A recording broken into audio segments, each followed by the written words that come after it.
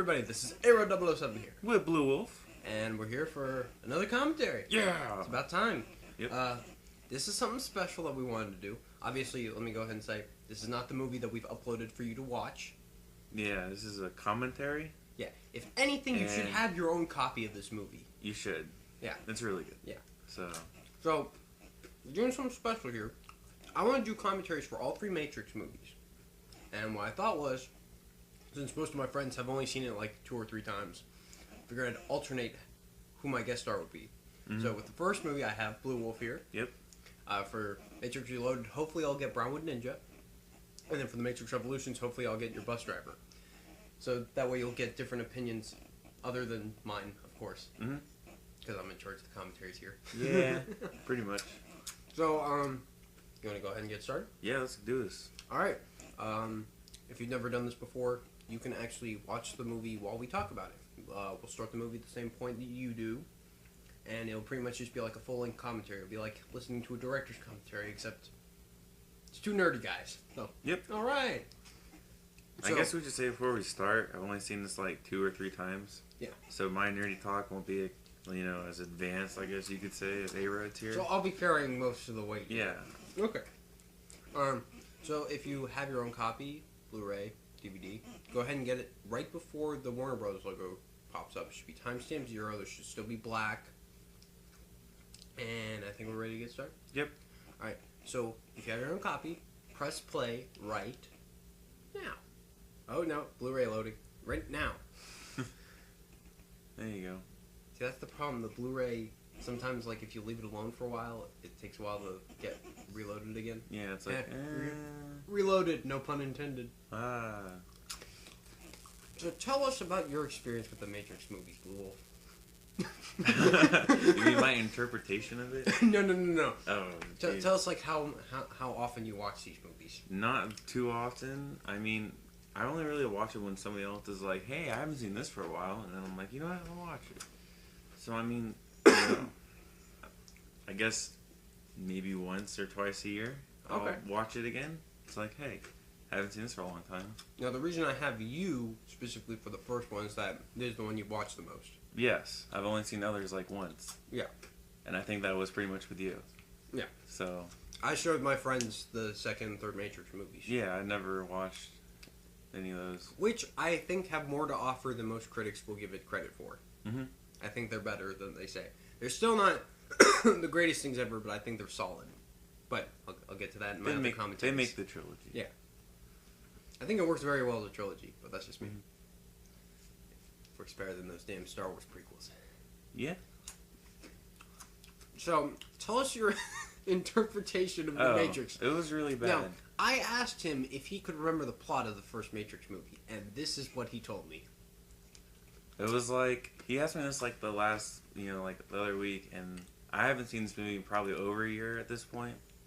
And I'm like, isn't it about some like white guy, and he wakes up, and the dude's like, hey man, you should choose a pill.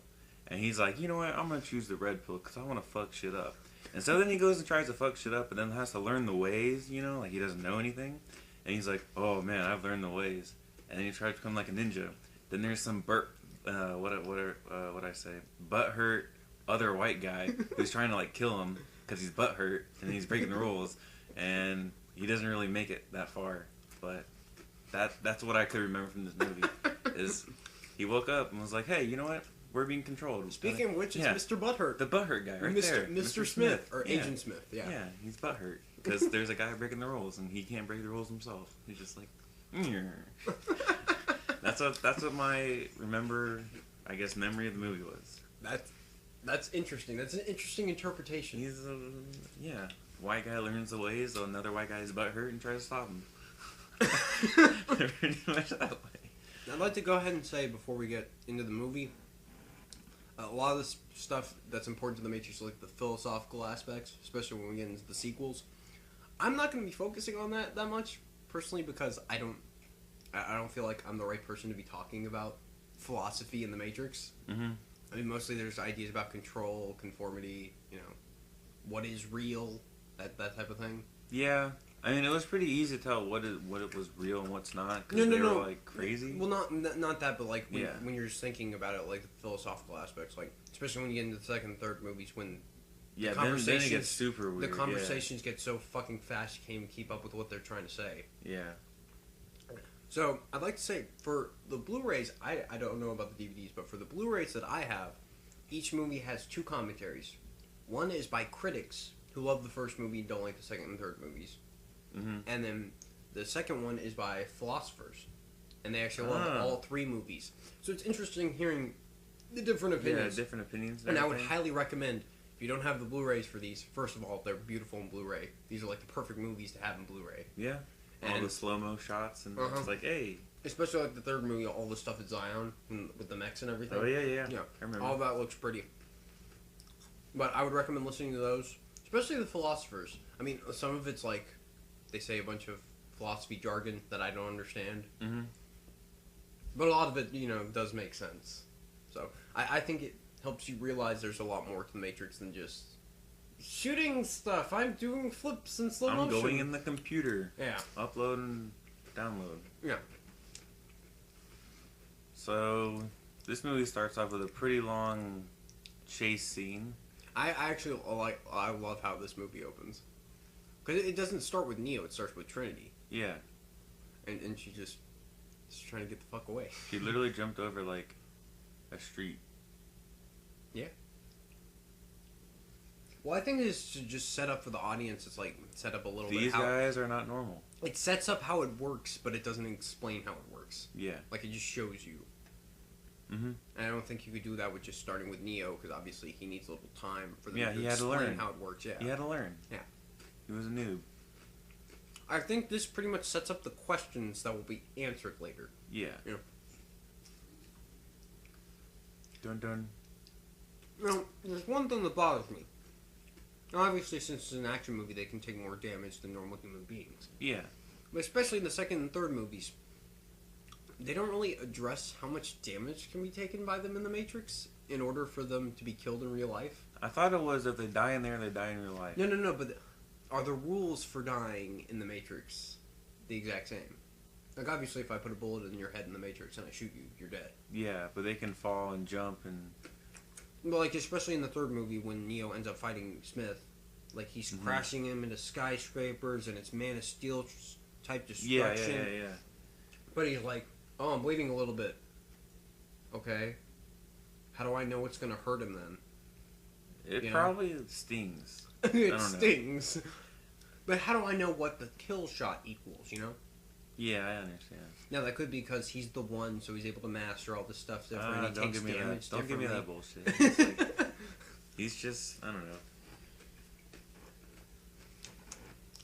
I like how all the names of the agents are, like, generic, like the most popular names Yeah.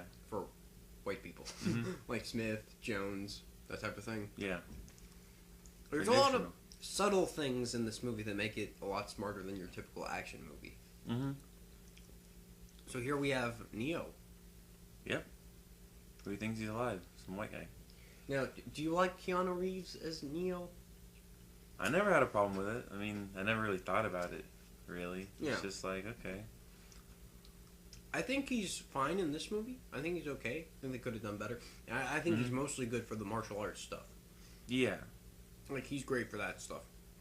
But, once you get into the second and third movies, his character just kind of stops developing. Yeah, it kind of, like, stopped, and he was just like, you know what, I know I'm a badass, so I No, gotta do this. he's just like, okay, I'm here, stuff's happening, but it's not really affecting my character. Yeah.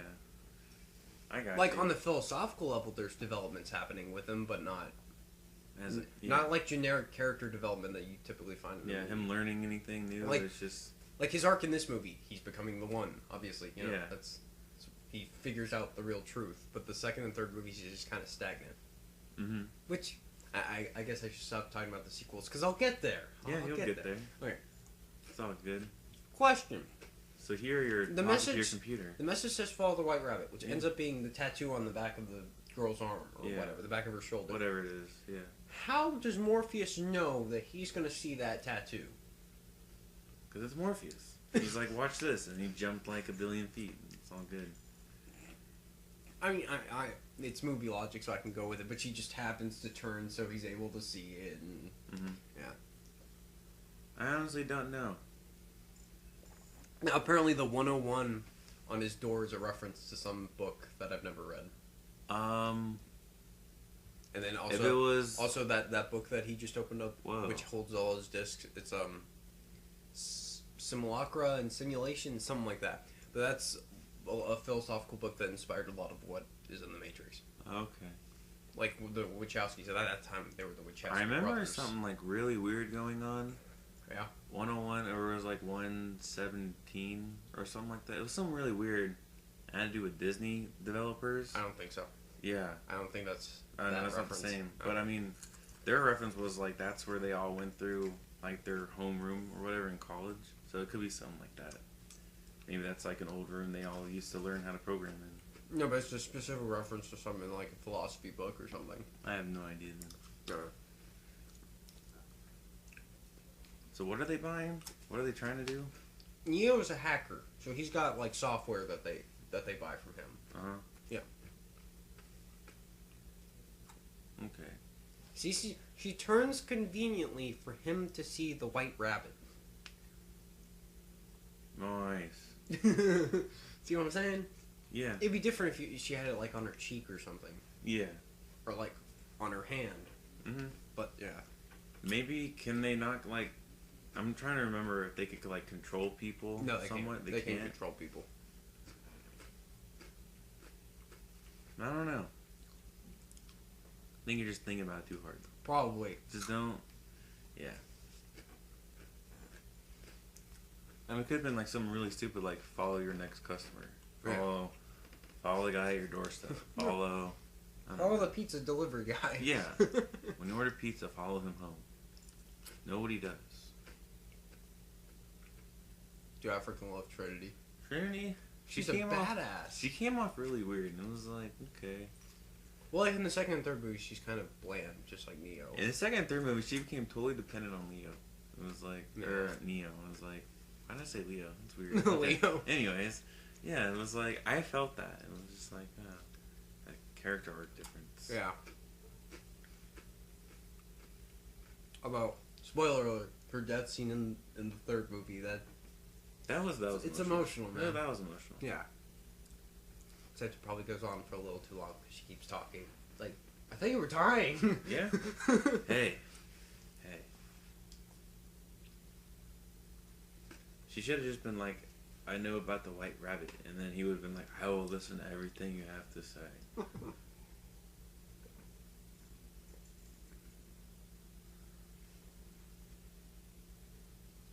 Well, I like how this automatically sets up a relationship between them because they both come from like the same place. They're both people who lived pretty much alone and they were looking for Morpheus. Mm-hmm. So that already kind of connects them. Yeah. My question is, What? they never explain this. Okay, so they figure out that he's the one. Mm-hmm. How do they know that? Like, what's the thing? Is the Oracle just like, hey, I think that guy, that white guy who works at that computer place, I think he's the one. But even then later when she sees him, she's like, you're not the one. What a dick. Which is obviously a trick to get him to do what he does toward the end of the movie. Yeah, I mean, I don't know. I would guess it'd have to be because they see the world, he sees the world like similar to them. No, I mean, like, he does represent himself as the one because, like, he sees, like, something's wrong with this picture. Something is up with the world that I live in. Yeah. But how do they know that? Is it the fact that they're watching him? Is it the fact that he's... But of all the millions of people that you could look at, they decide on him. Maybe it's because he's looking for Morpheus. Is he actually looking for him, or is he just looking for something? No, he's actually looking for Morpheus. Like, the stuff on his computer right before he woke up, it was, like, news stories about Morpheus. Oh, okay. Yeah, they probably just looked up who's looking at him the most, or... Yeah. I don't know. Did you watch the Animatrix? I want to say no.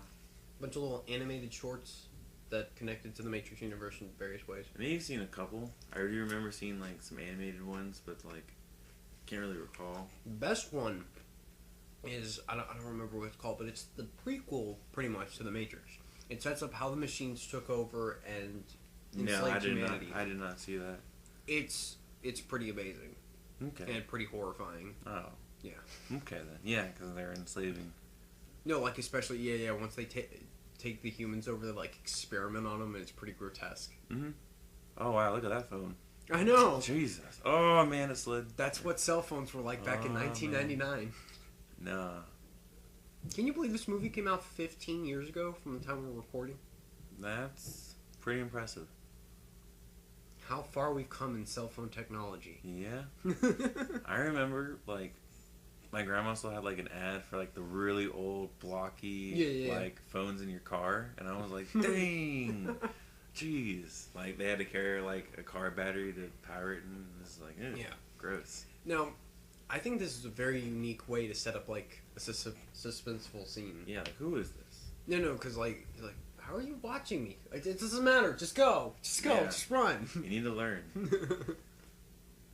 You know, rewatching this thing, what is that movie? Oh, shit. Okay, so the main character had twin brother died, and there was some computer telling him where to go. Do you remember that movie? Twin brother died? Eagle Eye? Yeah, that's what I want to say. It was something eye.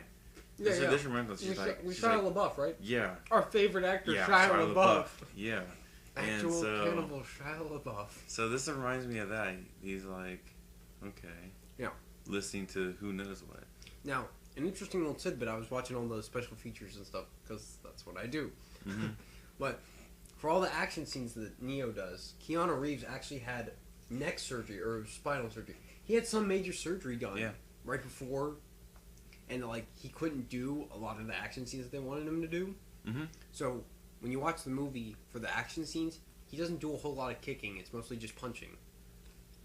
That's interesting. Yeah. Because they gave him like 4 months to train for all the fight scenes, and he was like, half this time I can't do anything. Because I got this, he had a neck brace on for most of the footage. Nice. Well, that's kind of weird. What? Look at his lips. They look kind of orangey. No, that goes along with the Matrix. When you're in the Matrix, everything's tinted green. So it makes everything discolored. Yeah, I was like, dude, his lips are orange. It's creepy.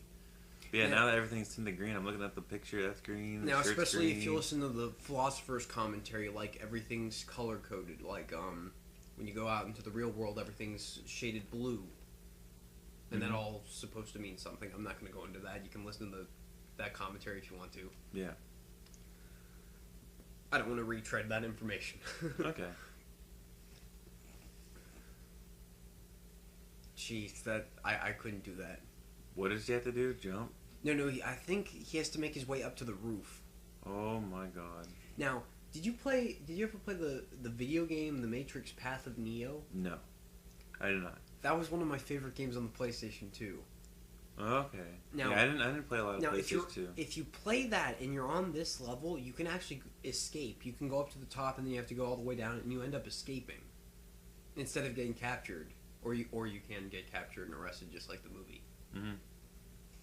But they completely changed the ending to the third movie. Like, all the Agent Smiths form up into this giant, big monster Smith, and Neo has to fight him. Nice. It kind of sucks, but it's cool at the same time. Ooh, interesting thing. This shot here with all the TVs. Mm-hmm. After watching the second movie, I guess we're to assume that's the architect's TVs. You know, the old guy in the suit. Because he has all those TVs surrounding him. Okay. So I guess we're supposed to assume that he's watching Neo at this point. Okay. So, but right now we wouldn't know that. Yeah. You wouldn't know that unless you've seen the second movie. Yeah. So, interesting tidbit. Now, the Wachowskis claim that they had this planned as a trilogy. From the very beginning. Okay. No, I don't know whether that's true or not. They say that stuff all the time. Yeah. But the second and third movies, they filmed simultaneously. They filmed both of them together. Okay. And then they just kind of cut them off. One was released in the summer of 2003, and then the other was released in like November of 2003. Nice. They were only like 6 months apart. That's awesome. Mm-hmm. Why can't they do that more? I don't know. Now for most people, they were disappointed with those movies, but still, just the idea of doing the movies together and releasing them like 6 months they apart. sucked, then you can't really. Well, I don't think they sucked. Okay, well, then when they're not as good as they could have been. No, but like the second and third Pirates of the Caribbean movies, exact same thing. They did them simultaneously. Mm-hmm. At least I'm pretty sure about that. I could be wrong, but I think they did. But those were released still like a year apart. That kind of bothers me. Yeah. They did the same thing with Harry Potter. That was like 6 months apart, I think. Oh yeah, that's about true. like that. Deathly Hallows. Yeah. Yeah, 1 and 2. Yeah. I love Agent Smith. So right here they see he's the hacker, and they're like, "You're caught." Yeah, you're fucked. I think Agent Smith is my favorite character in The Matrix. I like how he calls him Mr. Anderson. Yeah. Hey. Well, then that's supposed to be like, I'm going to call you by your formal name. I'm not going to call you by your quote-unquote real name. Yeah.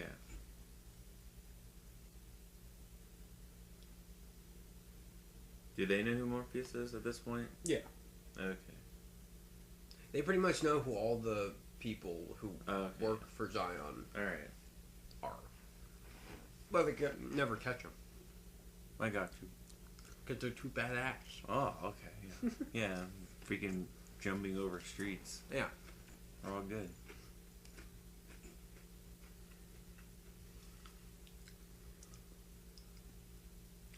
Now, I actually like this. It starts off with him trying to be like a nice guy. He's like, okay, we'll wipe your record. Just help us find Morpheus. Mm-hmm. He's like, yeah, I don't know shit. This is one of the best reactions I've ever seen.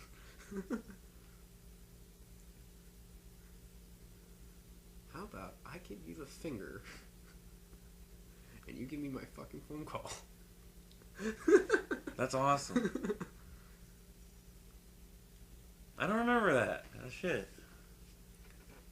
If you don't remember that, it's about to get really weird. Oh, man.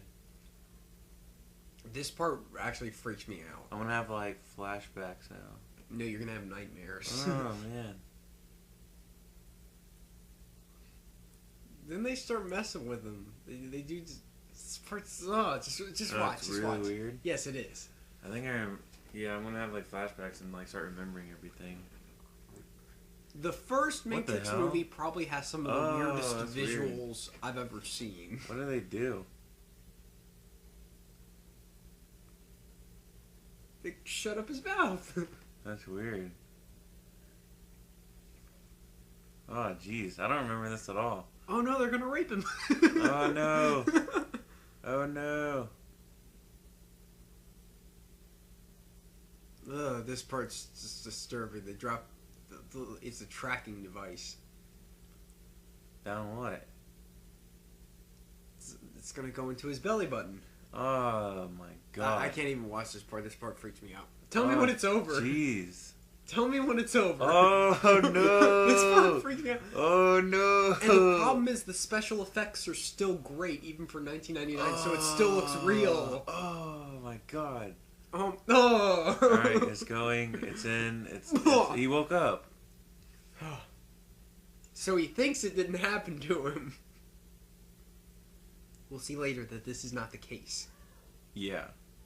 Is it weird going back to this movie and be like, I don't remember that? Yeah, dude, shit. I don't remember any of this. What the hell? Oh my God.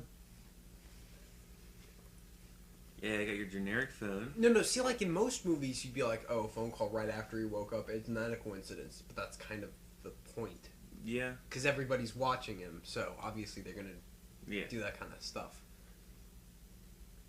Which I think makes sense. Dude, I don't remember that. I didn't remember that scene at all. Shit. Yeah, the little tentacle tracking I device remember goes that right little... into his belly button. Yeah.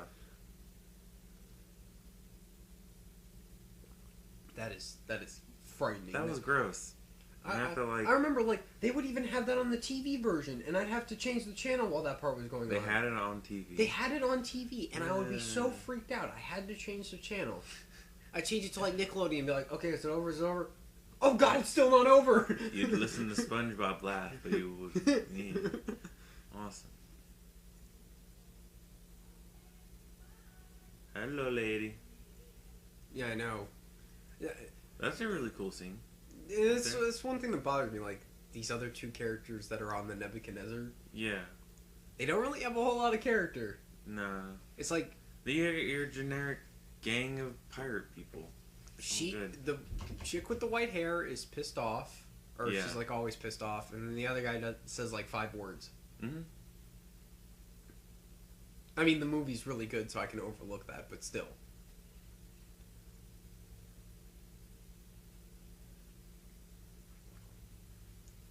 Wow, okay. So now she's like that angry lesbian at the gym. It's like, okay. I'm out you. I'm out. I'm scared. She has a gun. It's like, I actually like this. They give Neo a lot of opportunities to back out. Yeah, and he never does. Especially like when it comes to the pill. Yeah, he's like... They give him plenty of opportunities. You can back out if you want. Yeah. What if he didn't back out? Or if he did back out? I mean, what would happen then? We'd have no Matrix movies. Oh, man. What would they find? Did they try to find, like, another one? The one? I mean... Well, that's kind of the point. He didn't back out, so he is the one. Oh, okay. Everybody else backed out? Wait, how did they know he was bugged?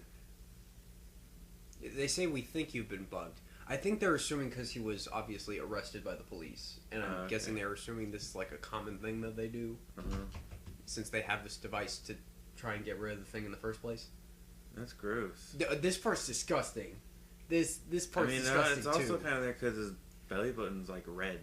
They have to suck it out of his belly button. Yeah, what else do they do? Oh, just watch. Oh, this part's disgusting. Ooh! Ooh! Oh! No! He was like, that was for real? See, like, a lot of the imagery during, like, the first act of this movie is frightening stuff. Yeah. Jesus. That's not right. No, it's not. They put it in and they're like, hey, we're back. Guess what? Man, no elevator. Sucks. Well, it's probably an abandoned building with no electricity. Right there, electricity.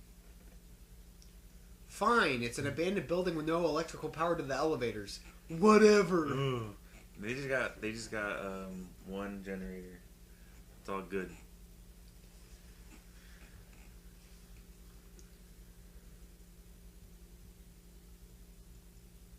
Does it bother you that they're all dressed in leather? No, that's like, cool. No, but like they all go in and they're supposed to blend in with normal people, like when they go into the Matrix, but they're all dressed in black. And leather. Yeah. I don't know. Maybe I never really thought about it. I was just like, yeah, it's just their style. Maybe they just have a leather fetish. Yeah, it could have been. What a bunch of sexual what was this movie deviants. said? 15 years? Was leather in style back then? I don't know. Was it? I don't know. Sorry if my chair keeps squeaking in the He needs audio. to like do something about it. I need to put some oil on some of the parts of my chair. Yeah. I like the references to Alice in Wonderland, especially with like Follow the White Rabbit. Oh yeah. Fall into our world. Yeah. It's like, oh, okay. But they don't really continue that through the other two movies, which kind of bothers me. So they kind of drop that halfway through this one. That's fine. I mean, it's fine, but... Yeah. So do they ever explain, like, why the pill just magically makes them, like, wake up? Oh, yeah, that's not what it does. What does it do? It's a little program that gives them the ability to track him so they can find him in all the fields in the real world. Okay. Yeah. Now, we talked over what they were saying. They were talking about, like, fate versus free will, and that's obviously one of the big ideas in the Matrix. I got you. I guess free will ends up coming out on top. I guess. You know, especially like when they find out in the second and third movies, like the idea of the one is a bunch of BS. Yeah. They gotta work as a But team. Neo still ends up winning. So I guess that means free will ends up winning. Yeah, I guess so. Because it's a different outcome from what everybody thought was going to happen. So, yeah.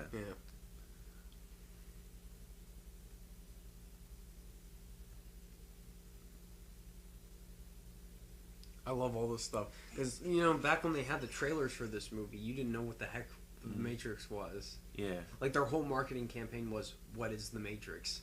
So you'd go into the movie going, what the fuck is this crap? It's like Inception. It's like, what is this movie about? What is it? What are we watching? Yeah. Unlike trailers for The Amazing Spider-Man 2 where they give away, like, the whole movie. Yeah, they did. Seriously, though, you could probably splice together, like, at least half of the movie with all the clips and, you know, stuff they've given out to everybody. Okay. Take a while to edit. When you were first, I don't know if you can remember, like, I don't know. When you're first watching this, did you ever, like, think about what he would look like before he actually entered the room? No. Yeah. I remember I was expecting some, like, really geeky guy behind, like, a computer screen being like, But like, are you the one? Like Peter Parker? Yeah. Like, scrawny, collared shirt, glasses. Yeah. Be like, kind of bony hands. It's like, oh, man. Now this scene's like classic. Oh, yeah, with the glasses. Nobody's explaining the pills. Oh, yeah. Definitely. Stay in Wonderland. How did the glasses stay on his head? Because they don't have the parts that attach to his ears. Does he not? No, watch it. Look at the glasses. Maybe they're just really tight on the nose. They just clamp onto the nose. Oh god, I can't get it off! Yeah, I know. See, there's no end parts. Oh, yeah, there's not. It's literally just the lenses and the connecting piece between them. Yeah, it's just really tight on the nose. No, that's always confused me. I've always wanted to know that. But then still, that seems like it would be really easy to fall off. He's a pro. It's good. It's the Matrix. It's gonna stay on. Mm-hmm. So what are they about to do to him right now? They're tracking his body so they can find him. Oh, that's right, yeah. You just told me. Yeah. Yeah, all these guys kind of stay the same throughout the movie, too. Yeah. Well, except for one of them who ends up being a turncoat. Don't spoil it. Come on, it's a commentary. Yeah. That's one thing that bothers me. Like, people watch commentaries. Spoilers! Everywhere. No, it's a commentary. You should have seen the movie. That way you know what the fuck we're talking about. Yeah. Let's see if I can remember that guy's name. The guy who plays Cypher. Joe I wouldn't know. Pantoliano. I think that's his name. Pantoliano. He's in all sorts of stuff. He was in Daredevil. Okay. He's the reporter. What was he in Daredevil? Ben Urich, the reporter who's at the end of the director's cut. He's like, I know Daredevil's secret. Oh, okay. And he's like, delete. Yeah. Good job, buddy. Go kick some ass. Yep. And then he's also Okay. and then he's also in The Sopranos. He's been in some other stuff. Mm. He's a good actor. That's a weird shot. Oh shit. Well, this is part of what they're trying to do. This part kind of confuses me. Because do they do this to everybody? Everybody who wants to enter? Is this how it works? They touch the mirror and then it starts doing weird shit? I don't know. I just want to know if it's the same for everybody. And then it starts spreading all over his body. By the way, the special effects for this are awesome. Yeah, this looks pretty nice. Yeah. There's only a couple of shots toward the end that kind of bother me. Some of the action shots. Oh. But didn't you say that's because, like, his neck or whatever? Or is that just, No, like, no, like the CG shots. Oh, okay. Yeah. Oh, the fighting. I wouldn't have told you he had a neck injury unless I had seen the documentaries. Wow. No idea. But that's why he doesn't do a whole lot of kicking. He's mostly just using his hands. Mm-hmm. Oh, God, that's... It looks No, because they haven't explained what's happening to him, so the whole time we go, what is happening to me? Yeah, he's freaking out. He's like, ah! And then he's about to wake up in the real world, and this part's frightening, too. Yeah. The idea that there's a whole bunch of needles... that... I have a phobia of needles, so this whole thing right here freaks me out. Uh-huh. And they used to pull that stuff. Oh! Oh, God. Jeez. Welcome to the real world, where humans are batteries for machines. Whoa. That's disgusting. That is gross. Oh yeah, then he has to pull it out. Yeah. Oh god, and then he has all that gelatin goo around him. Wait, so is that actually him or is that like somebody else? That's him. Oh man. Oh, he has no hair. He for those shots he had to completely shave like his eyebrows and everything. Oh yeah. That's gross. He's like, oh my god. Oh god, this whole part freaks me out. But I guess that's the point, so it's doing its job. Oh man. All the humans are batteries. Yep. Now, I think your bus driver was... He always complains about this. Yeah, because it's like the logical side. He's like, they wouldn't actually use humans as batteries. But I'm like, I don't care. You either go with the premise or you don't. Mm-hmm. It's like a man dressing up like a bat. That wouldn't actually happen. Unless you were insane or had a mental disorder. Yeah. Oh, and then they undrill the... Oh, and then everything... All the plugs start popping off. Wait, so what do they do with them now? Are they just Oh, like, God. We're just gonna do this. All the ones in his spine, those freak me out the most. Yeah. They flush him down the toilet. It's like, oh, I woke up. Damn it. Water slide. Whee!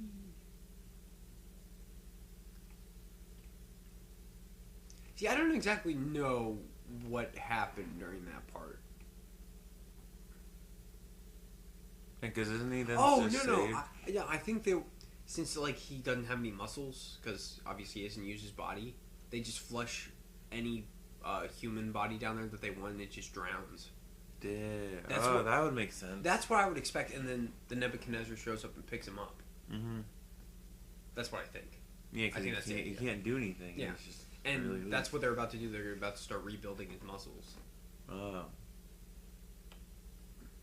I guess that's the idea. That would make sense logically. It's like, oh, okay.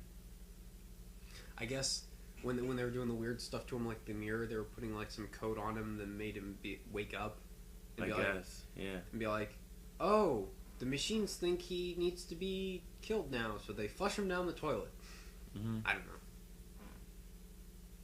It's so weird seeing him without eyebrows. That's so weird. Jeez, it's like, cause you're not used to it. You're just like fascinating. Like, oh, okay. Oh, jeez. And then they got all the needles sticking to his body because they're rebuilding his muscles. Working him out without working him out. Yeah, pretty much.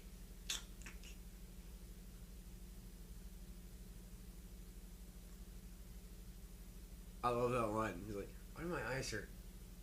You've never used them before. Yeah. I would be like, what does that mean? I would be freaking out. Yeah. Oh. Damn. And then they're... Oh, God. Pretty much anything with the plugs on his arms or anything, and then the needles freak me out. Yeah. Or it'd be painful. Tracking devices going into his belly button. Yeah. But I mean, it's Matrix. It's gotta be a little weird. Yeah, I know. So how long is this? Because he has his hair back, so like 2 weeks? Probably. 1 week? And then he's got to pull the thing out of his arm. Tell me when this is over. Again? Well, this is probably just feeding him or something until he wakes up. Tell me when it's over. Tell me when it's over. Okay. Don't look. I think it's done. He pulled it out. Okay, we're good. And he's like, fuck that. I literally have like a phobia when it comes to needles. Bruh, come on. It's life. You gotta get over it. No, like whenever I had to go get my immunizations for anything. Yeah, it's like... They'd have to take my blood pressure after I got the shot because I'd be freaking out so much before. Damn. That's crazy. It's not the impact, it's the fall.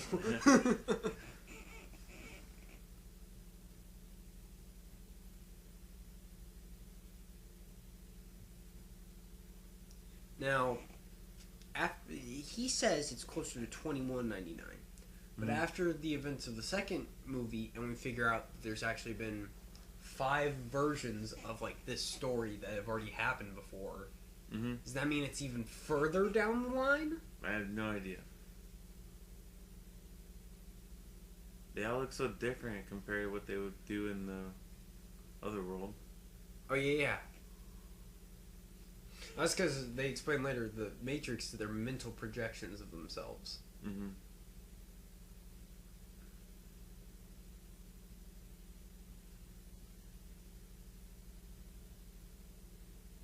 Hey, Trinity, how's it going, How's baby? it going? APOC and Switch, no character. Cypher has character. Dozer has no character, but all the other guys do. Yeah, it's okay.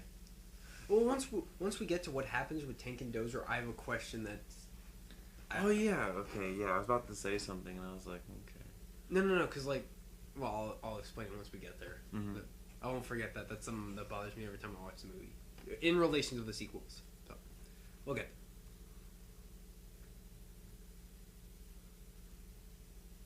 I love how all the technology is, like, broken down.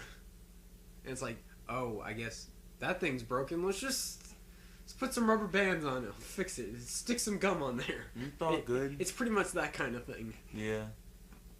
Oh, this part freaks me out. Oh, every time you go into the Matrix to stick a giant needle in the back of your head. Damn. He's like, I'm alive. And I've got hair.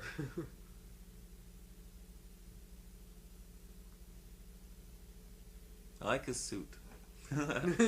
He's like, I'm gonna be a badass. I like the green tie. Yeah.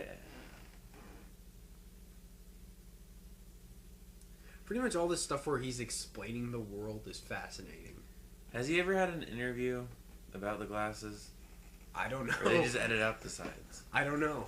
Because now I'm looking at it, I'm like, dude, that's awesome. How does that fit? I don't know. Oops.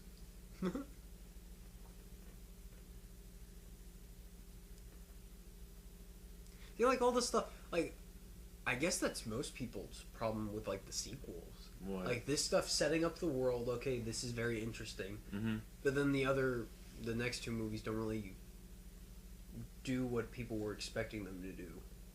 What, like set it up, I guess, again? No, not set it up. I'm not sure. How to word it? I guess they just didn't like what they did with it. Mm. Which I don't guess that's exactly how most people feel. Yeah.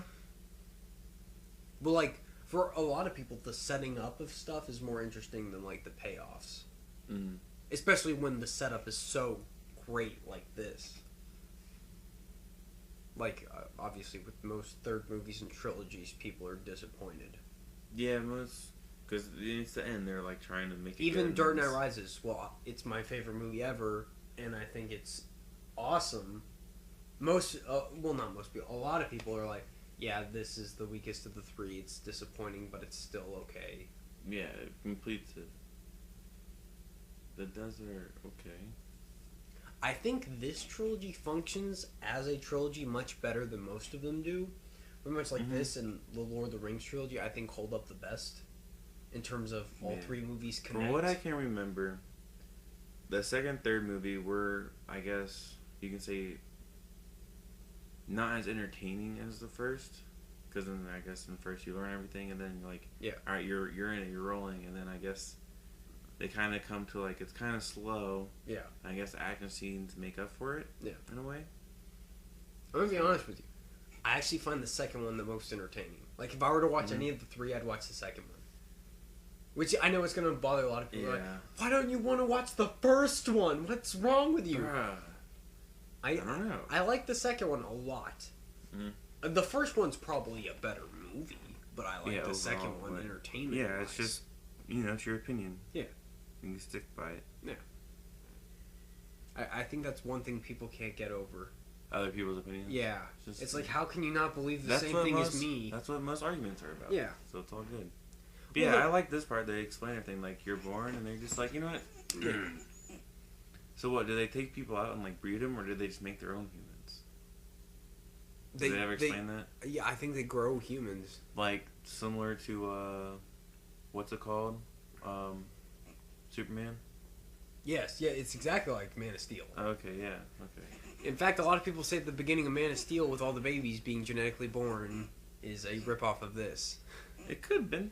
That's what it reminded me of. Yeah. Two intertwined. So, Yeah. I mean... Yeah, seeing little robots picking him up and... Oh, this part's... They show a baby. That's not a real baby, by the way. Damn. Okay. And Neo's reaction to all of this is pretty much what my reaction would have been. What the fuck? He's like, oh my god. I don't trust you anymore. I'm gonna just back out right now. Yeah.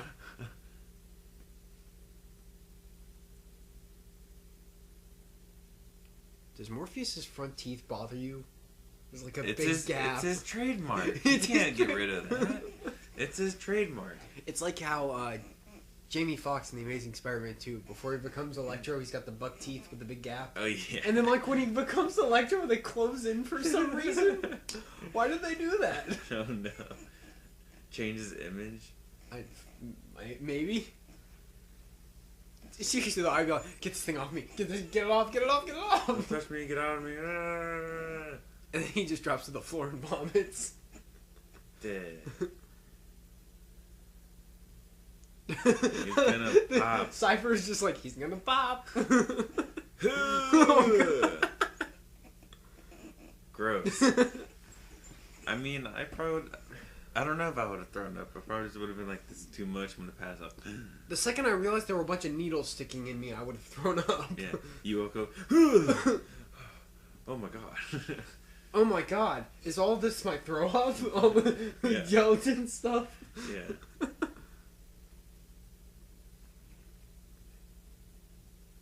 It's one thing that kind of bothers me, though. Like, they never... Did Neo have a family? Back in the Matrix? Did he have, like, parents? Parents, quote-unquote? Because he wouldn't have actually had parents? I don't know. Yeah, they never really addressed that, did they? Like, No. Nothing. Especially, like, for the other characters that were born inside the Matrix, too. Like, did they have families? Once again, quote-unquote, families? Probably. I would think so. I mean, if they thought that world was real world, then, you know, had parents make a baby. That'd be interesting if, like, all the people who are freed from the Matrix are orphans. So they have, like, no connection to anybody. That's why they're loners. That'd probably make most sense. But they don't address it. Most heroes are, like, orphaned or have some kind of family drama. That's why I like the Matrix. You wouldn't think about that stuff unless you think too hard about it like I do. Yeah. Like, it points you to the stuff you need to focus on. Mm-hmm. And that's what a movie should do. And they're talking about the Oracle? Yeah. Okay. Yeah, so I thought the Oracle was like a dude the entire time, and it was just some like chick. That is one thing I remember. I remember seeing like, seeing the Oracle and be like, that is not what I expected. Yeah, I was like, okay. Alright. That's the best thing about I think it was most because right here he says him, you know. Well, he's dressing the one.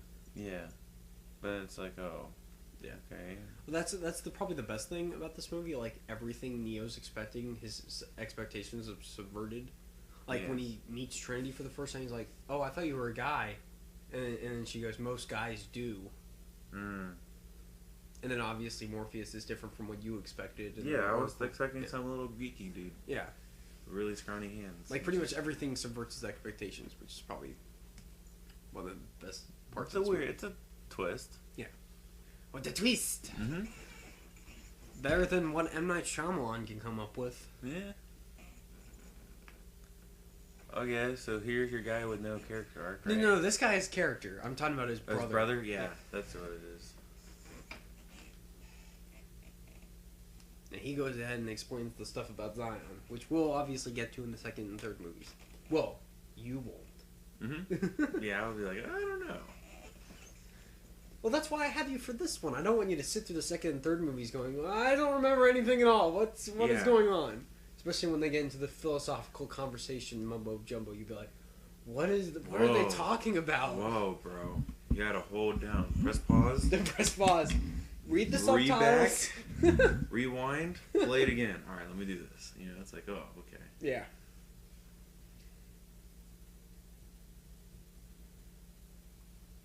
I actually like Tank. I think he's a good character. Mm-hmm. Which is why I kind of have a problem, which we'll get into later. Yeah.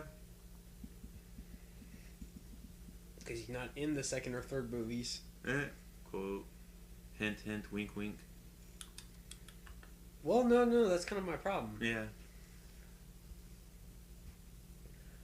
This is probably the coolest idea in the Matrix, or at least according to, in my Floppy opinion. disk. No. They literally download stuff into your brain for you to learn it. Nice. You already learned it. Good job. Or he's about to learn it.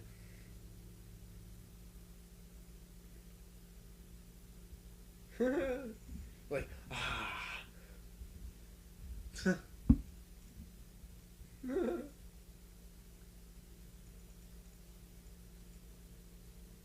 and they just spend hours downloading stuff into his brain. Everything. Yeah.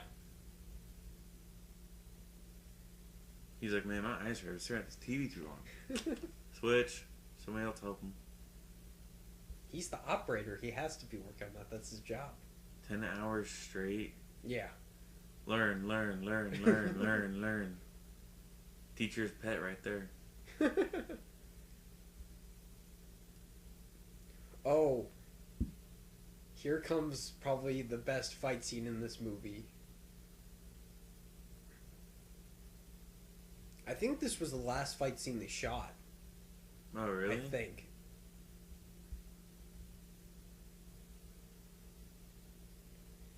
This part's amazing. So wait, so they're about to teach them... No, Morpheus is like, I want you to show me what you've got and see if, he can do after something. downloading everything? Yeah, and see if you can do something special that the one should do or something, Mm-hmm. Pretty much a training session. Yeah.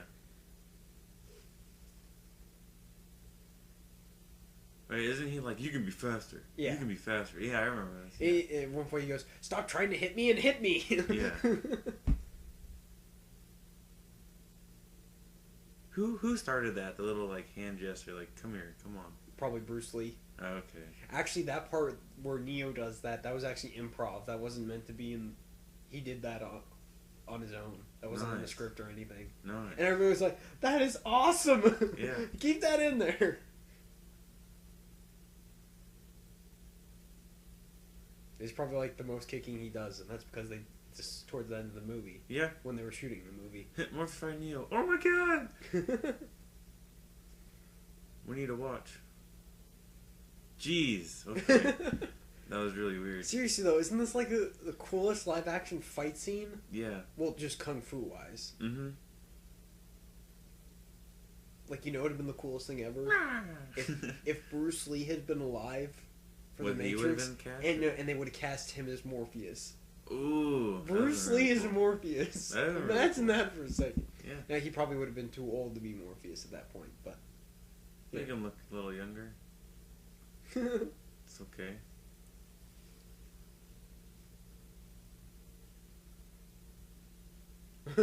Morpheus is like, come on, man, let's go. Hit me, man. Let's go.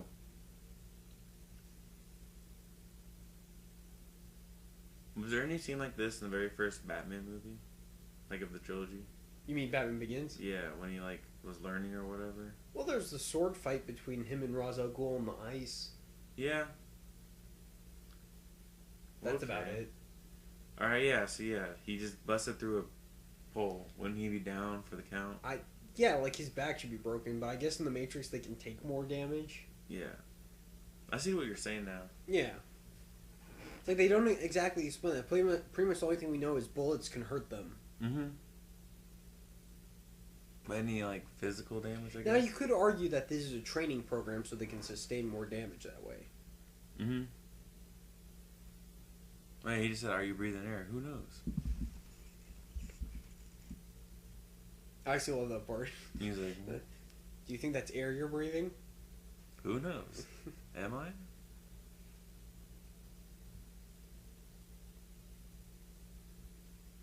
This whole fight scene, I love this fight scene. Like, I can watch this over and over again on a loop.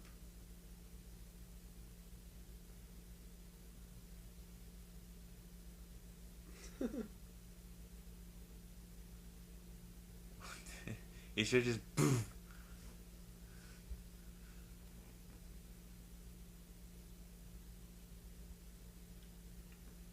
How are you supposed to know you are? He's supposed to reach like this level of enlightenment while punching people. He has to. It's like believe, like the power just to like I'm gonna do this. Yeah, I know. It's all about belief, but yeah, do it in like a fight. Yeah, learn it in a fight. I don't know. My point is, I don't know if I'd be able to do that. Mm-hmm. Hey, he did it! Good job, Neo. Oh my goodness! Good job.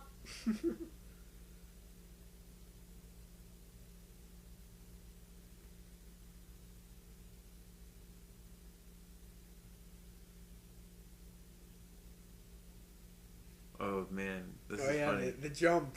Yeah, I've seen so many like little parodies of this, where he like jumps and then it's some other like random hardcore guy and he like fails at something and then he's like, wow, like he turns around, jumps and like hits his nuts on like a fence or something. He's like, wow, that was odd. That's probably the best part of the Matrix movies. Like they're so famous, they can be parodied over and over again. Yeah, it doesn't matter. Yeah, right there. He's like, whoa. So it'd be him jumping, and then just be some like I don't know French guy getting his nuts hit on the, hardcore Parker. Oh my god! Whoa. Whoa, that was awesome. No one's ever made their first jump. Yeah. Mouse is bleeding out of his ear. Did you see that? Who is? The scrawny kid. No, I didn't see. There was blood on his earlobe. What have you been doing, Mouse? That would be so frightening. I'm dying. He still jumped pretty far. Yeah, he made it about halfway. Yeah, he made it halfway across the street. See, you see his blood on his earlobe. Oh, yeah. Why? I don't know. Maybe he had like an ear piercing and he got infected. Or maybe he got hit by an agent in the ear. The butthurt agent? The butthurt agent. Yeah. That is Blue Wolf's name for Agent Smith, everybody. The butthurt agent. Yeah, the butthurt guy. He's like, I gotta catch these guys. He almost died. They have blood, right? Yeah.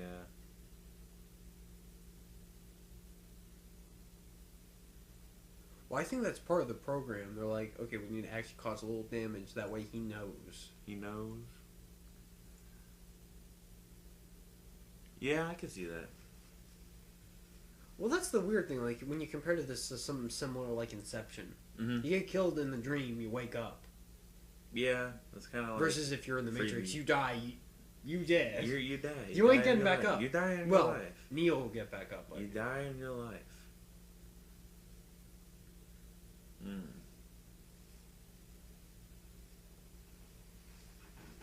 Oh, yeah. Isn't he, like, jealous or something? He's, like, obsessed with her in a creepy way. And yes, he is jealous. Yeah. Well, because we find out at the end of the movie there's a build-up because Neo's constantly like, what did the Oracle tell you, Trinity? Oh, yeah, that's right. And she's like, she told me that I would fall in love with the one.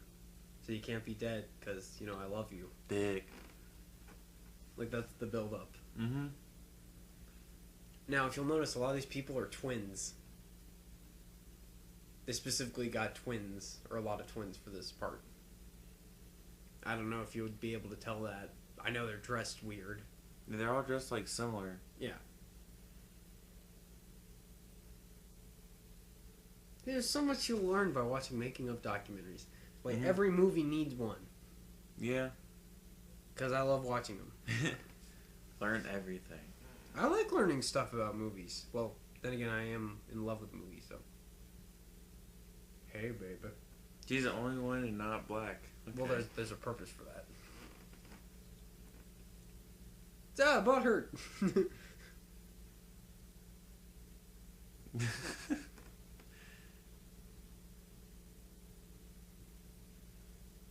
Seriously though, like all the special effects for the most part still hold up. Mm-hmm.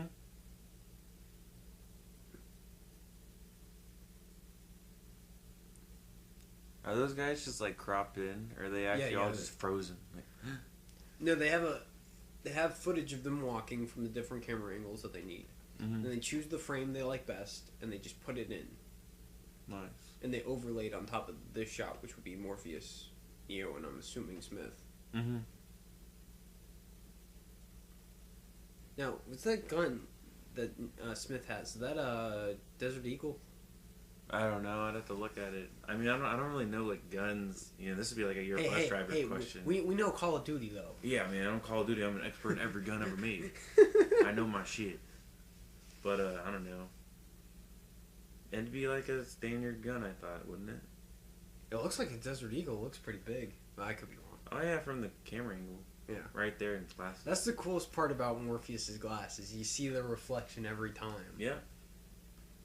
I mean, I guess it's a Desert Eagle. Show it again. Let me see the touch the gun. Well, obviously we'll see it again when they show up later. Yeah. Because Desert Eagle in real life are like, that's how big the barrel is. Yeah, they're massive. It's like the size of a brick. Yeah, it's like, burn. It's like, oh, Jesus. Slide. Hello. Did you see it was a Nokia? Hello. He had a Nokia cell phone from 1999. Those things aren't going to break. Seriously, like, the stuff with the ship, like, I can tell it looks a little bit dated, but it still looks good. Mm-hmm.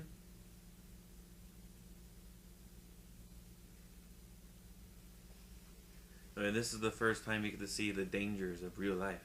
Yeah.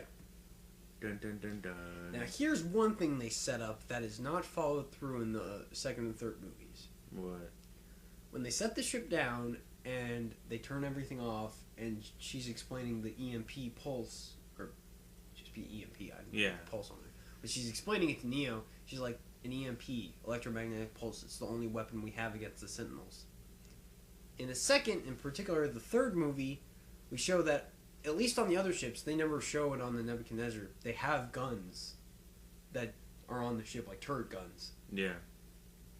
So obviously that ain't the only weapon you got. Well, on this ship, or was it that ship? No, it's not this ship. Well, yeah, for right now, that's all they got. Yeah, but does that mean, like, Morpheus consciously doesn't have guns on his ship, or what? I don't know. You see how I'm confused? See, she says it's the only weapon we have. Why does Morpheus need to put that little thing on? Maybe it's good luck. He's like, it's good luck. Shit, man, I gotta get my good luck up in here. What was that? What did he put on his head? It's a little cap or something. Little, like, do-rag? Yeah, like, something like that. Dude, those Sentinels freak me out. Those look pretty cool. Giant-ass jellyfish. And the special effects for them only get better with the second and third movies. Oh, God. Pretty much all the machine technology freaks me out. Yeah. I don't know what freaks me out more, that or, like, the alien design. Yeah, because they move like Transformers. They're just like, nah. But it's got that weird biomechanical look of, like, the alien, you know, the xenomorph. Mm-hmm, like they're actually living. Yeah. It's weird. Whoa, bruh. Don't be thinking about me. But Jesus.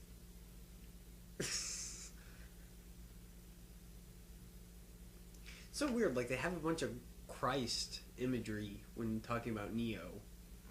But then, He's like, the savior. No, but like a lot of it's not even taken from like Christian mythology. It's taken from like various Eastern philosophies. Mm. Pretty much the Matrix is just a whole bunch of different philosophical ideas from various parts of the world that the Wachowskis particularly like or are fond of and want to pull in. Yeah. So how do they get like their water and stuff? Do they just kind of have it? Well, I'm assuming they're able to make it in Zion. Oh, okay. And they just take it on their ship like they have a supply. Mm-hmm. And I'm assuming they have some cleaning filter that, you know, somewhere they recycle the water on the ship. Yeah. One would assume. Maybe.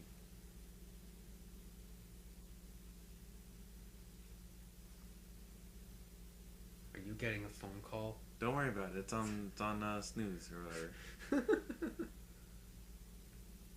This always happens. Yeah, no. You're such a busy guy. Yeah, I'm sorry. But hey, the iOS 8's gonna come out.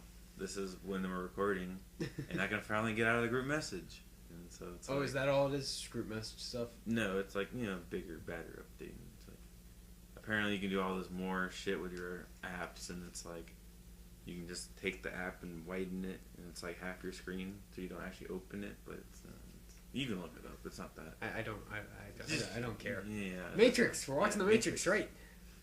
Yeah. So I remember when I first saw the scene, like he never explained like how he was able to read just the codes falling down, and I was like, because he was like, I can see a blonde, redhead, brunette right here, and I'm just like, all I see are green stuff, green with bizarre occasionally symbols. Blue Stuff, yeah. Yeah, it's like, I don't understand this. Well, I guess... Yeah, see, it's like... You could say, like, their writing is different from ours. Like, it's evolved past, like, traditional English writing, but they still keep English words. I don't know. Mm-hmm. Whatever. Maybe it's just they've lived on the ship so long they're able to read code. Okay. I guess. I could go for a steak right now. Cypher, can I have your steak? Well, yeah, he's a turncoat. You didn't know that? Now, there is a plot hole here. Mm-hmm. What is it? How is he able to plug into the Matrix without anybody else knowing? Because it's a two-man job to plug into the Matrix. Because you need somebody to put the thing in the back of your head and then turn on the computer stuff. Oh, yeah. I mean, unless he like has on his lap. He's like, go. I don't think you can do that. No. Probably not. Somebody else is working with him then. No. Nobody else is working for him. The only other thing I think then is the machine is running on a timer. Or you could just think, don't think about it. Start in 2 minutes, and 30 minutes pull me out no matter what. Yeah, you could go with that. So does Mr. Smith know that he's a real guy? Yeah. That's what he's talking to him about. Oh. That's what I keep saying Mr. Smith. This ain't Mr. and Mrs. Smith with Brad Pitt. Nope. Yeah, pretty much Cypher's gonna give everybody up. In exchange, he wants to be returned to the Matrix and not remember anything about the real world because he hates the real world. Nice. That thing, that looks disgusting. It looks like... Oh. Grits and eggs, grits and corn. Oh my god. My chair's acting up. Dude, your chair is gonna like break. It's gonna break. And they have sporks that are super bent. Well, he has a spork. Dude, they're closed, man. Jesus. Mouse cannot keep his mouth shut. His ears are still bleeding. Or maybe... Oh my god, look like, at that one. They're like super red. What? Dude, is that just like painted on there? Or is it, I have no idea. or like before the shot, he was just itching his ear really bad. I've never it's still red. I've never got an explanation on that What one. I've the- just he- noticed that. Like, that's- his ears are blood red. They're covered in, like, dry blood. I don't know. They gotta look this up now. Yeah, going I'll look on? this up later. What's going on? Look at that, though. I've never known. You can look that up right now. That's gross. So what do I look up? Matrix. Why is Mouse's ears red in the Matrix? I don't know.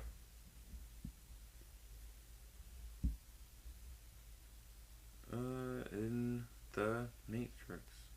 Yeah. Little details. I don't know. We're gonna look it up, guys. Oh, we're finally gonna go visit the Oracle.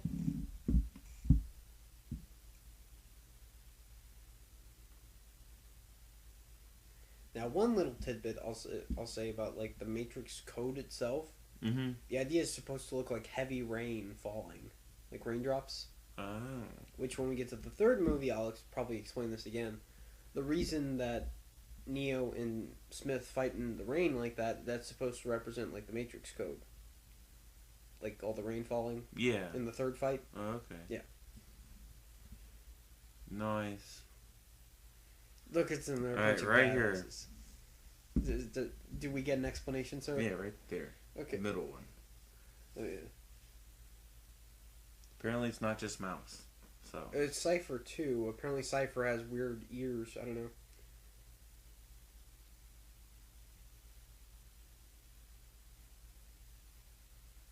read it to the audience.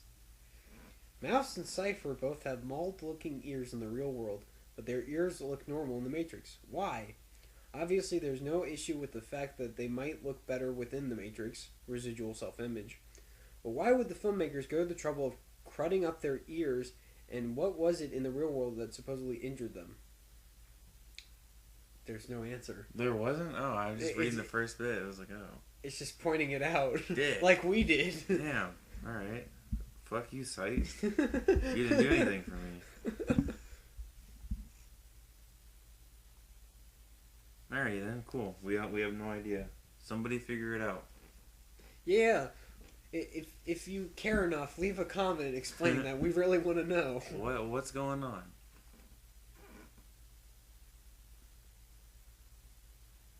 They going in as a squad. Yep. Like they had this build up to what the Oracle told Trinity, which is nice. I didn't notice it before until like the last couple times I saw it. I was like, wow, there's really a build up to that. Mm-hmm. Especially when Cypher's threatening them and There's the Oracle. that's the Oracle. Old boy. The blind guy with the crazy beard and the cane. Mm-hmm.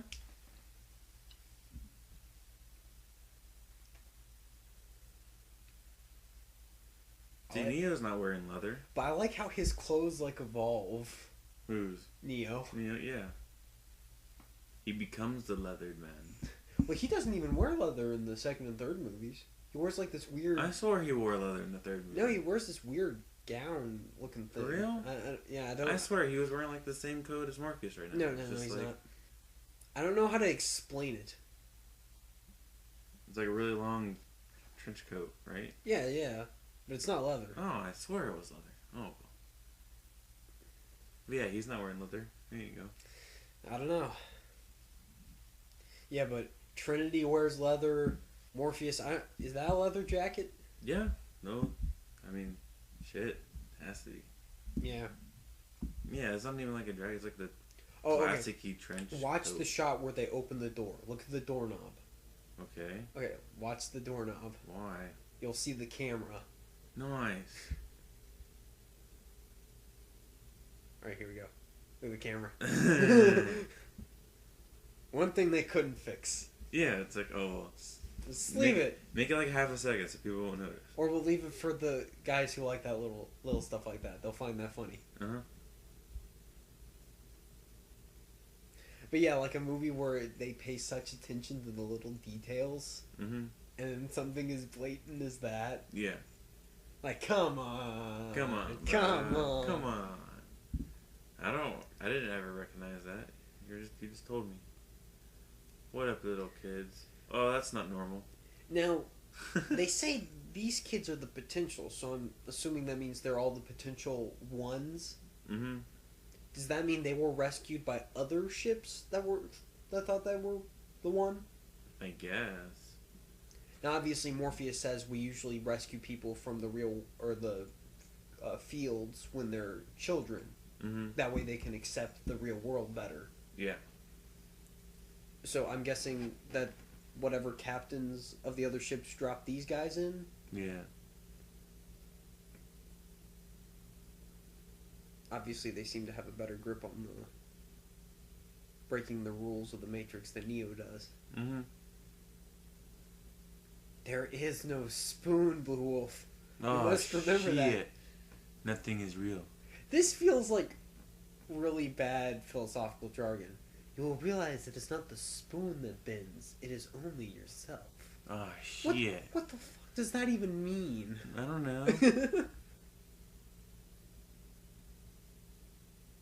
I like that kid, though. That kid's pretty cool. He's pretty smart. Okie dokie then. Here's your spoon back, kid. Well, we get a reference to that in the second movie. When one of the guys is like, "Hey Neo, some of the orphans, they wanted me to give you this," and he gives them the spoon. Oh, wow. Okay. And here we get the Oracle. Yeah, I was... An old What? African American lady. Okay? It's all good.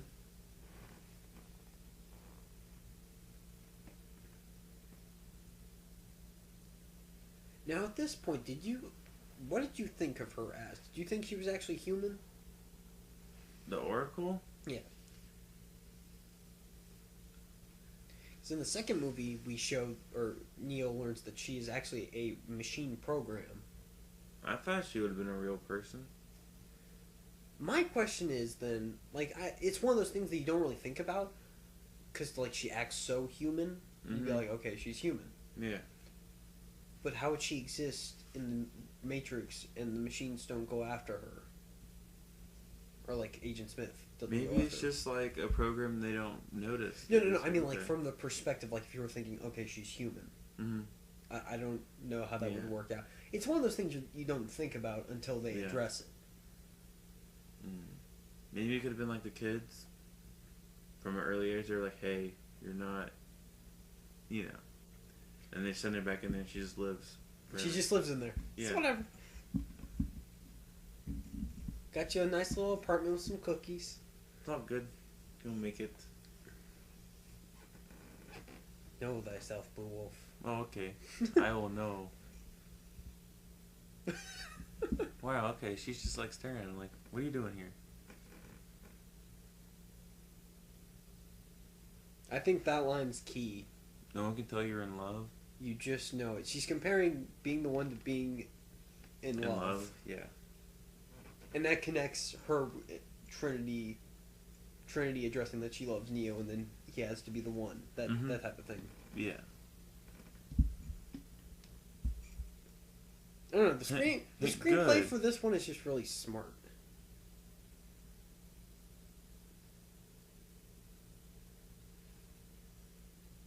It feels more obsessed with just telling a good story than anything else. Yeah. So how come the Oracle is not you're not the one? Oh, Can you explain that? Yeah. she's about to explain that. She's Okay. you're not the one. Okay. Sorry, kid. You suck. Well, that's... The reason she does that is that she tells him, you're going to have a choice. Morpheus is going to be captured. His life is going to be put in danger. And you have the choice of whether or not to save him. Mm-hmm. Now, Morpheus believes he's the one, so he's like, don't save me. I'm worthless compared to you. You need to survive. Yeah. But Neo's like, I'm not the one, so I need to at least go in there and try because he's believing in something that's not true. Yeah. Okay. But then in the end, he's like, I'm a fucking badass. I am the one. Yeah. It all worked out. Coolio. See, even in the second and third movies, it's all the actions that she does. She's kind of the main driving force behind what happens. Because she tells everybody just what they need to hear in order to do the right thing and get all the pieces connected and for it all to work out. See, before, I'll explain this in the second and third commentaries, but I guess since you're not going to be around for those, I should explain it now. Yeah. Since there have been 5 versions of the Matrix before this, there have been 5 incarnations of the one. Okay, yeah, I remember you talking about. She's just been grooming them the whole time to, restart the process over and over again because that's the flaw of the Matrix. It has to restart itself every once in a while. Okay. So she just grooms them to do that. That's the idea of the one. But this time she's like, I want humanity to win this time. Nice. I'm going to manipulate everybody. Nice. Now they don't flat out say that, but we need to. Yeah, after a while, you kind of get the hint. Hey, Yeah. I'm on your side. Yeah. Especially in the third movie, once everything's done with and she's talking to the architect. And he's like, this is a very dangerous game you played. And she's like, change always is. Mm-hmm. Agent Smith's still my favorite character. Mr. Buckert, where you at? The Oracle probably has the most stuff going on, but Yeah. Agent Smith's my favorite. Yeah. 'Cause he's doing what he believes in. He's just like, you know what? I ain't cool with this. So at this point, Morpheus is going to be like, don't tell me what she told you. She told you exactly what you needed to hear. We're all good.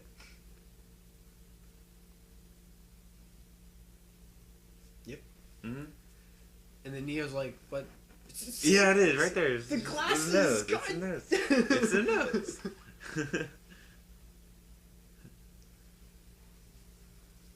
Yeah, but Neo's like, but I'm not the Matrix. Mouse is a little pervert. He is. He said earlier, he's like, I programmed the woman in red. I created her in that program that you were in. He's like, if you want to have a lovely dinner with her, I can set that up for you, buddy. Just let me watch. Oh, man. I feel like they cut that line out. Like, he's supposed to say, but you gotta let me watch. Come on. Cypher's already started screwing them over. He's just sweating like mad crazy. He's told the agents where they are. Real life? Right here. In here. He dropped his phone so they would follow his signal. Dig. That black cat, bro. I didn't even realize it, but they referenced that in the third movie. Once everything starts changing, they show the deja vu with a black cat. Which is awesome. I know I keep talking about the sequels, but after watching those, it feels so interconnected, like I can't talk about this without talking about the other two movies. Yeah, because then everything connects. Yeah, especially since I'm one of the people that doesn't actually hate the second and third movies. I know a lot of people do. I've heard a lot of their complaints, but I just don't agree with a lot of them. I mean, there's some stuff I agree with. But, you know, we'll get there. We'll get there. Let's run. We can't jump super high, right? Oh, wait. Yeah! Where are they going? Oh, shit. That's what the deja vu was. They changed that. They added bricks to all the windows so the guys couldn't escape. Dick. That's not right. Damn, motherfucker.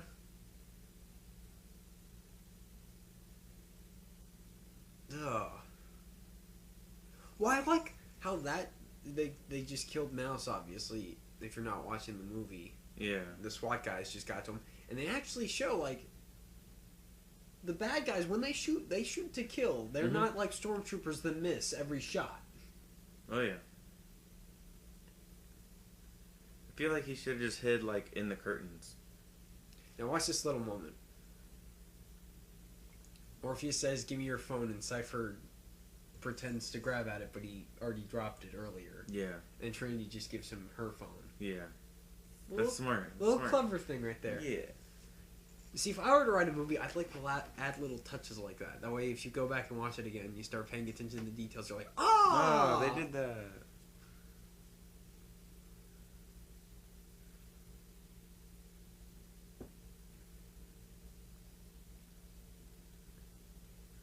You're choosing just now to give Neo a gun? Yeah. Marshall Lynch can do anything. He can't be punching bullets. I would have been like, APOC, is this thing even loaded? Yeah, okay. Yeah. Oh, no. Why is she the only one in white? I don't know, but they, is one of those movies where they didn't teach the actors to hold guns properly. Oh, it's gonna be a little weird. No, like, her, when she was holding her gun, she had her hand right below the, where the clip goes in. Mm-hmm. That's not how you hold a gun. Aren't you supposed to hold it, like, a little above it, like, almost like your... No, you have the main hand on your gun. Yeah. And you hold it like that. Uh-huh. And then you have the other one wrapped around it. Okay. So you... Yeah, so you're stable. It's like... Yeah, so you hold it like that. Yeah, almost like you're, I don't know, interlocking your fingers together. Yeah, you're pretty much... Yeah. Like you roll one hand on top of the other. Mm-hmm. It gives you way more stability. They didn't want to just, like, mention that real quick?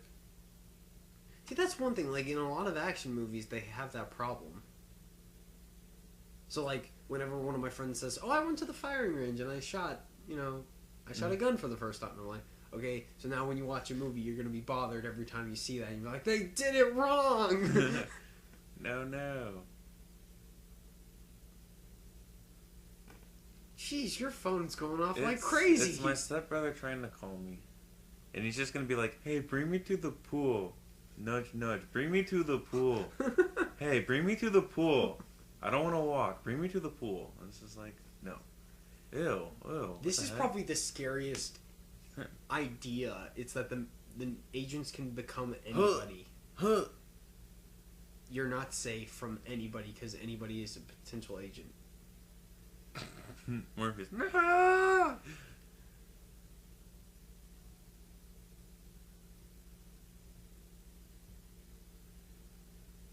go! Go! Drop, drop, drop, drop. What if there was like a pole right in the middle? And How did they survive that fall? They can survive anything. Look at that. Oh my god, my skin's getting torn off. They can survive anything. Of course. They're on adrenaline. They're on adrenaline, of course. Now, this is the one time where the guys clearly can't shoot anything, but the heroes can. Yeah.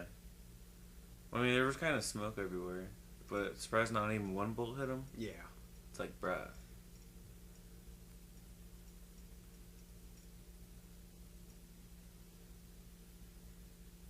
Do they know about him? No, they don't. Oh, he's just gonna. Damn.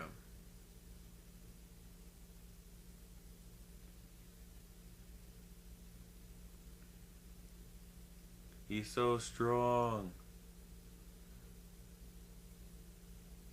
Okay, Mr. Butthurt. You just gotta let him be. Oh my god. He's beating the crap out. His head on the. Oh man. That toilet, look, that toilet's tiny. Yeah. That's like a midget toilet. Yeah, there's nothing wrong with that. You just gotta fall. I'm not saying there's anything wrong with that. I'm just saying it's tiny. Yeah. This fighting is looking a little weird. When he deflected, he was like, Morpheus is just like, oh my god, I'm just trying to survive. Quit hitting me. Survive, survive, survive. He's like, I wish I was facing Neo.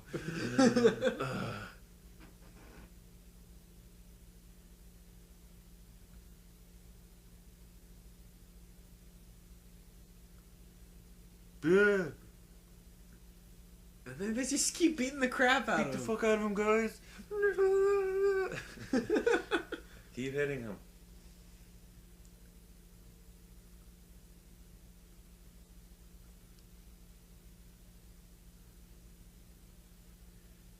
Yeah, they're gonna take Cypher back into the real world before everybody else.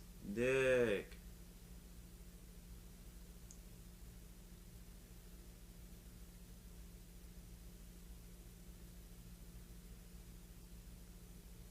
You know when Plinkett talks about all the potential movies he'd be interested in reviewing? Uh-huh. The Matrix sequels always pop up. For some reason. He should do it. No, but then like the whole time he'd just be bashing them. I don't think they're worth bashing. Yeah. I think it's pretty much you love it or hate it. Mm-hmm. But even then, I don't love them.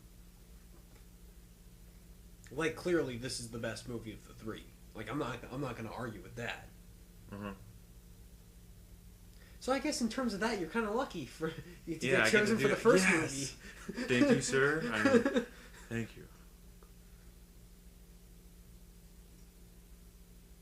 You don't get to hear me complain about what problems I find in the other movies. Mm-hmm.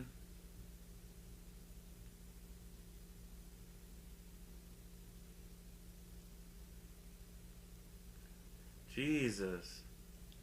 Tank. Do you like the electric gun? What thing? the fuck did they pull that out from? That's the gun they have in the real world. They shoot electricity or something. Oh, dude. Dozer got fucked up. Nice. The only two natural people. Yeah. That's why they're the pilot and operator. They can't go in. Yeah.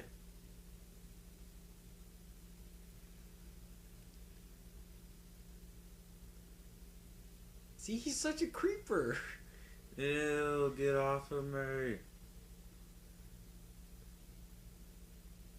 Like, if they wanted to really get creepy, he'd start, like, licking Trinity's face I in the real world. I don't think she'd be fine with that. Alright, you're just gonna sit down, have your eyes closed, and he's just gonna lick you. What? No. That's not cool. Well, most girls in movies, when they're like, okay, you need to get topless for this scene, they're like, no thanks. No, I'm good. Like, this is completely off point, but I was watching the Caddyshack Oh. making features. And the girl was like, I don't want to get undressed for that. But they ended up convincing her to do that. Nice. Like Wolf of Wall Street. Mm-hmm. The main girl in that, I never watched that. Well, she gets naked. Oh, okay. Needless to say. And the whole time she was like, you know, when I first read the script, I was like, I'm not doing that. But then she was like, once we got it started, there was so much other bizarre shit going on, it didn't feel very bizarre once I did it. It was just normal. Yeah. She was like, this is completely normal compared to the other stuff we got going on in this movie. This is the normalest thing you'll ever see. I need to show you a Brownwood Ninja, Wolf of Wall Street. I think you guys would really like it. You probably would.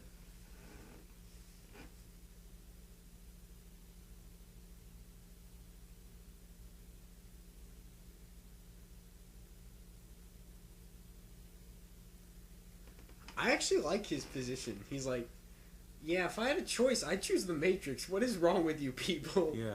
Okay, here's my position. This is how I think I would react in the real world. Mm-hmm. I would be fine being put in the Matrix. I'd be fine being a battery for the machines. As long as I knew what the real world was like. Mm-hmm. If I knew that, I would be fine. You knew that you were just there? Yes. If I knew I was a battery plugged into the machine power source, whatever, I'd be fine. Just as long as I have that knowledge in the back of my head, you know, I can live with that. At least I think. Right. So what is he doing right here? Like, is He's he just unplugging them and killing them. Dead? Yeah, if you unplug them without them going onto the hardline phone, they die. Oh, okay, I didn't know. I forgot about that. It's like...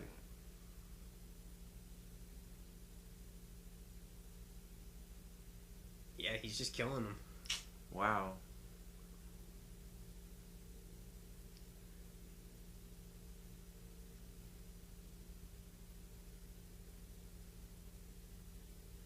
And you could argue, you'd be like, okay, he's just wasting too much time. Obviously, something's going to happen to him before he gets to Neo. Maybe. But then you'd be like... Neo? Oh, I thought Neo, like, dipped. He's like, I'm the goddamn phone. Well, the phone has to be ringing. The operator has to be connected to the phone. And that's one of the things I find interesting. They have to find a hardline phone. Like, they can connect to them with the cell phones, but they can't get out of the Matrix using those. Mm-hmm.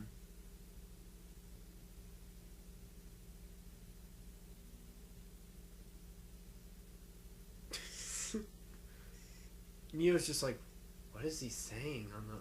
What is he saying, Trinity? Yeah. What's going on? Hey, ain't that convenient? Okay, so obviously Tank survived. Yeah. He's alive. But then he's gone in the second and third movies. He's just gone. Not there. I don't... Like, did That's he survive long enough and then died, or... I mean, he kind of got shocked in the heart. No, but like, they don't... With electricity. They don't even address what happened to him. Like, they address the Dozer, his brother got killed, but they don't... Actually, I think... Wouldn't he just be, like, on another ship? No, his sister, who's... Oh, I remember, yeah. Married to the guy, the new operator that they get. But she's like, I lost 2 brothers to that ship. I don't want to lose you too. So, but he doesn't die. Unless they killed him off screen between the 2 movies. But they don't even say that he... Yeah, how he died. They don't even say he died. We just hear that and we're like, oh, he died. Oh, okay. That's new. I don't know, I don't want to be this, depressing, but did the actor die? I don't know. Google search that. Google? Yeah, Search? Back to Google. Damn, Google. You're getting Because I used know today. the actress who played the Oracle passed away between the second and third movies, which is why they got another actress for that. But that, she looks old. Yeah. So it's like... No, but they actually have a reason for that. They actually do talk about that. Okay. We are looking. Now, I like this scene where Smith is actually explaining... He's alive. He is? Yeah. 46 years old. Well, I don't know, then. What's his name? What's the actor's name? Marcus Chung. Well, I don't know, then. I got nothing. But I like how Agent Smith is actually explaining a lot of stuff to Morpheus that the architect ends up explaining even further in the second movie. He's like, first Matrix was designed to be a perfect system, but humans wouldn't accept it. It was a disaster. So we had to base it more on your history, where you guys are a bunch of assholes. Yeah, I don't know what happened to him. I have no idea. Hey, his ear is covered in blood. But I mean, he kind of got beat the shit out of. Yeah, I'm just saying. I mean, he did take a toilet bowl to the face. These things happen. You don't really say that. What happened in your fight, man? Well, you see this dot on my forehead? Yeah. But pretty much Agent Smith's just trying to break him. I'm Morpheus. I can't break. I'm Morpheus, motherfucker. Mm-hmm.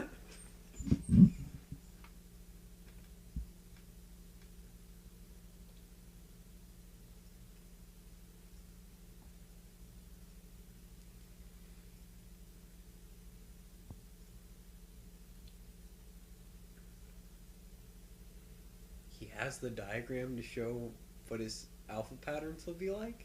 Yep. If they break him, okay. They probably broke him before. Now here's the thing: what do the codes in Zion's mainframe do? Mm-hmm. Like, why would they give it to the ship captains? I don't know. It's out of my league. In the second and third movies, it doesn't end up affecting anything. It's out of my league. I have no idea. I have no idea. I don't know. That's confusing. I guess I'd have to ask the Wachowskis and they'd be like, plot device because they need to interrogate him about something, whatever. Yeah.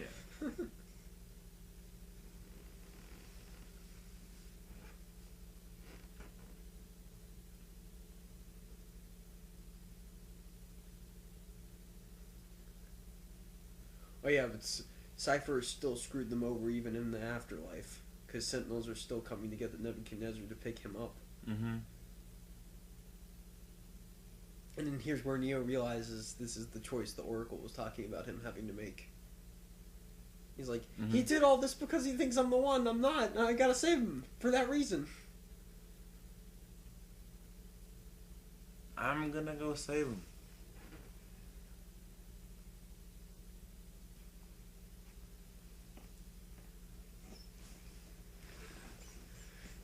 And then Trinity's just going, what the fuck is going on? Yeah, no.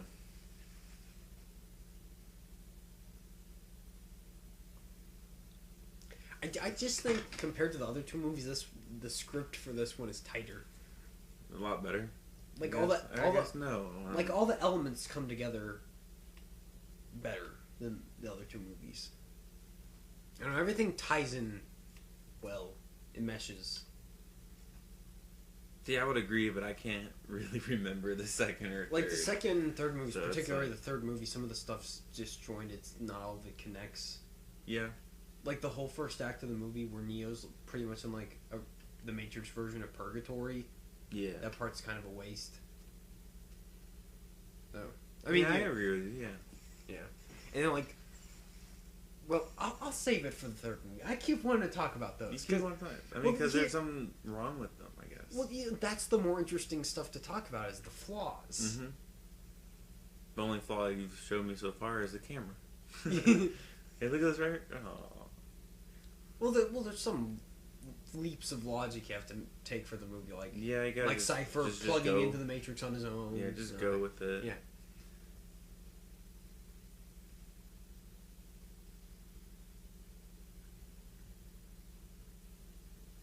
We're close to one of the best action scenes in movie history. Are they just like, we're rolling with it? Yeah. So it's just them three now? Yeah.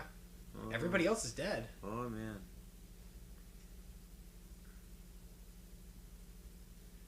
I love this little speech he gives.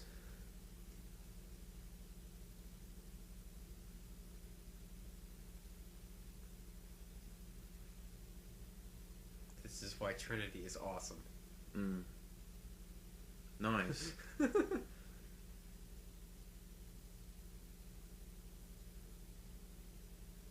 Very nice.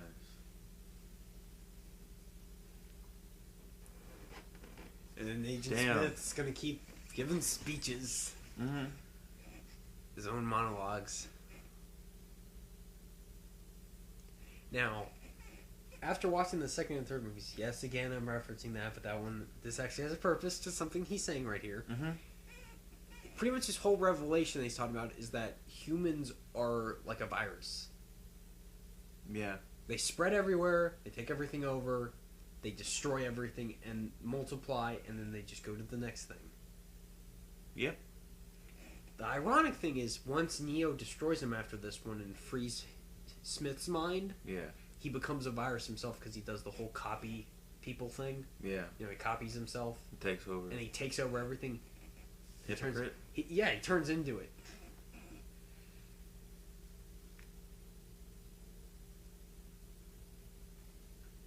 I don't know, I think that's genius. Yeah. At least in my opinion. They got it down. Like, he does this whole thing Who would about, even think of this? Like, it's just... he's like, I hate humans, you're a virus, and then he ends up becoming the thing that he hates. Yeah, which sucks. But his mind has been freed, supposedly, so he doesn't care. Mm-hmm. Those cell phones, man! Give me lots of guns. A lot.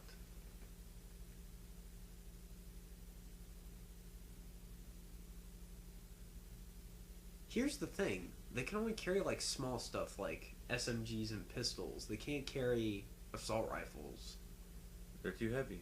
No, because, like, they're going into, like, a government building, and at first they need to be all stealthy Mm-hmm. and not show anything, and then be like, so I got all these guns! Boom, boom, boom! Yeah. Hey, guess what? Okay, then. Here's how we see that Smith is different from the other agents. There's something up with this guy, too. And Morpheus the whole time is just going, please just make it end! Yeah, I know.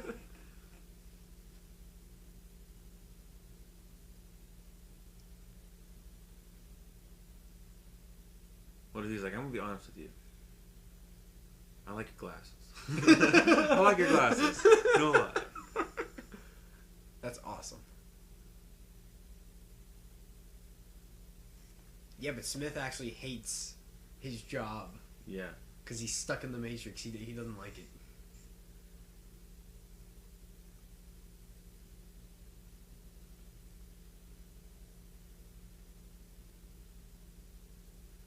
Let me just say a few things that this actor has done. Yeah. His name's Hugo Weaving. Yeah. He's been in the Lord of the Rings movies, obviously. Blue Wolf has not seen the Lord of the Rings movies. Yeah, Send I'm in the that hate guy. mail now. I'm that guy. Ew, Yeah. what does he do? Oh, okay. Yet he's seen the Hobbit movies. You're wrong! Yeah. And then he voices Megatron in the Transformers movies. Okay. Although I can never tell it's him. Mm-hmm. It could have been anybody. And then he's Red Skull in the first Captain America movie. Okay. Yeah. So that's some of the stuff he's done. Oh, and he's also V in V for Vendetta, Okay.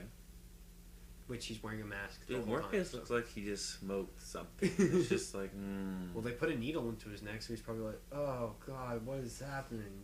Blurry images? Mm-hmm. I can't think straight when I've had so many Appletinis. And Whoa. here begins probably the greatest action scene in movie history. Without CG, of course.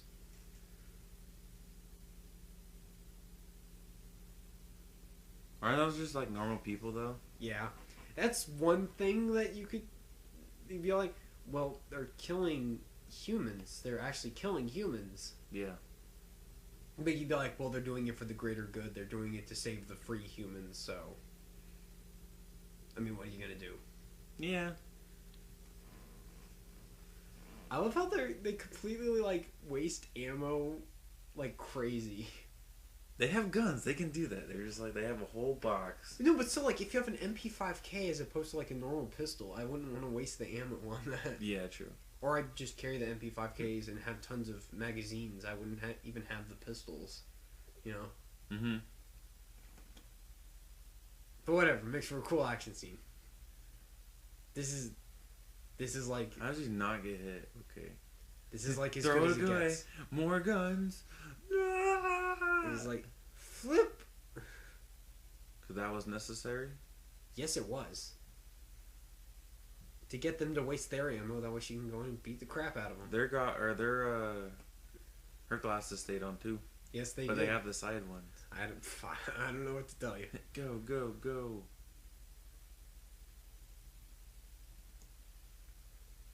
This feels like a video game, but in a good way. Not good. like a video game cutscene like Pacific Rim or something. Oh yeah. It's all like, you know, planned out. No offense to the people who love Pacific Rim. I've already explained I don't like that movie very much. Ooh. I'll put it to you this way. I respect Pacific Rim more than I like it. Oof. Okay. I respect it. Uh-huh. Like, you are what you are, bro. Kind of like Superman Returns. I respect it, but I don't like it. Mm-hmm. You know? I respect what it's trying to do. That doesn't mean I have to enjoy it. That's awesome. They had I to bet get these mini squat. What? They had to get all this stuff like right the first time they did it. Otherwise, they'd have to reset all the debris getting blown up out of the wall. Yeah. Or that's not like CGI. No, that is all real. You know, they had to do the triple kick thing like a million times. Oh, really? Yeah, because they kept screwing up, and Keanu Reeves is like a perfectionist, especially when it comes to this stuff. So he's like, I have to keep doing this until I get it right. Oh man. And I was, because they had a Hong Kong Wire team working with him, and they'd be like, we get to points where he'd want to go again and be like, we're the professionals, and it's a good shot. We're good. We don't need to keep going.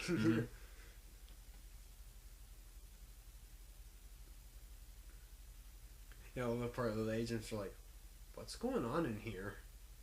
Smith, what are you doing? Quit being a creeper. Yeah.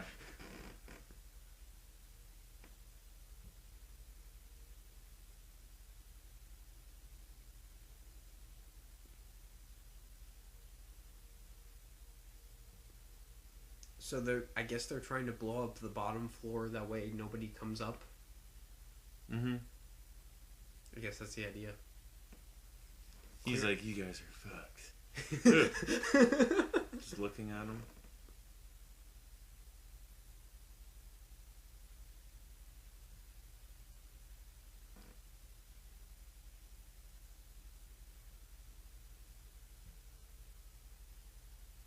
Oh, I love this part. They have the slow motion explosion of the bottom floor. There's no... Ooh, okay. Now, I would call that gratuitous CGI, but I like it. It's fine. It's all good. It looks amazing. Back in the day, they were like, whoa. Yeah. Could you imagine? This came out the same year as Star Wars Episode 1. Man, that's not good to think about. No, like right as Star Wars was dying off, The Matrix was born. Yeah. But then again, people would argue that The Matrix quickly killed itself off. But I disagree. But you know, Headshot. Oh, here we get to the famous dodging the bullets scene.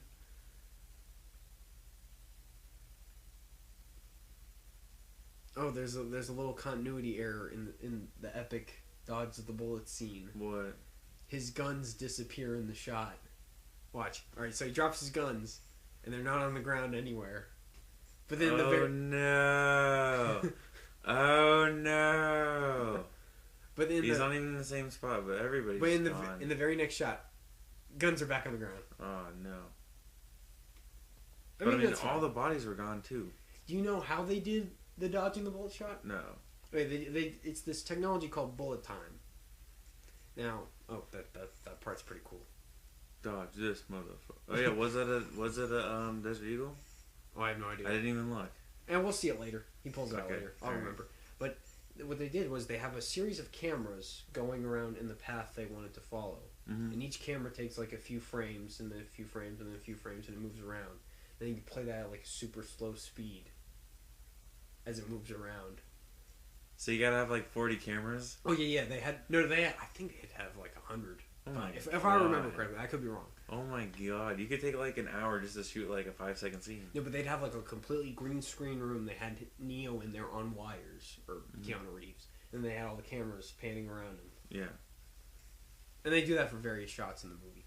Dang. What, did they just edit out the other cameras or something? Yeah, well, it's all green screen, so. Yeah, okay.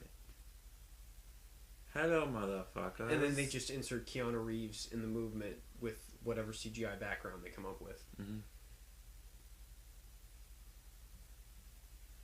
How is he not hitting Morpheus? His gun. Is that a Desert Eagle? I don't know. I couldn't tell. Oh, let's show more shots of it. I don't know, but that's a big gun. Yeah. I don't know what to call that. Magnum? Big ass pistol. I don't know. I have no idea. Yeah. Yeah, that's a Desert Eagle. That guy. Yeah. What was that, Mr. Smith? Agent Smith. Yeah. We keep saying Mr. Mr. Smith, how you doing today? Yeah, that's a Desert Eagle. There is no way you could hold that with one arm. He's a strong guy. He's an agent. He goes. But then why would you have a Desert Eagle if you're an agent? Wouldn't you want something smaller? Nah. Big and loud. Big and loud. Go big or go home. I'm scared. Oh wait. They may as well all be carrying LMGs then. Yeah. And you gotta have somewhat concealed. Somewhat concealed. I'm strong as fuck. Oh, he woke up? Nice. They all just come back to life? Yeah, well, the bodies that they transfer not even themselves. Yeah. Those bodies died, and then they transfer their programming into something else. Run. Why aren't the other machines shooting? It's just Smith that was shooting. Oh, that hurt. I believe. That's awesome. That is awesome. Fly away now. Fly away now. Okay, don't drop him. Damn, I would have fell. Come on, Trinity.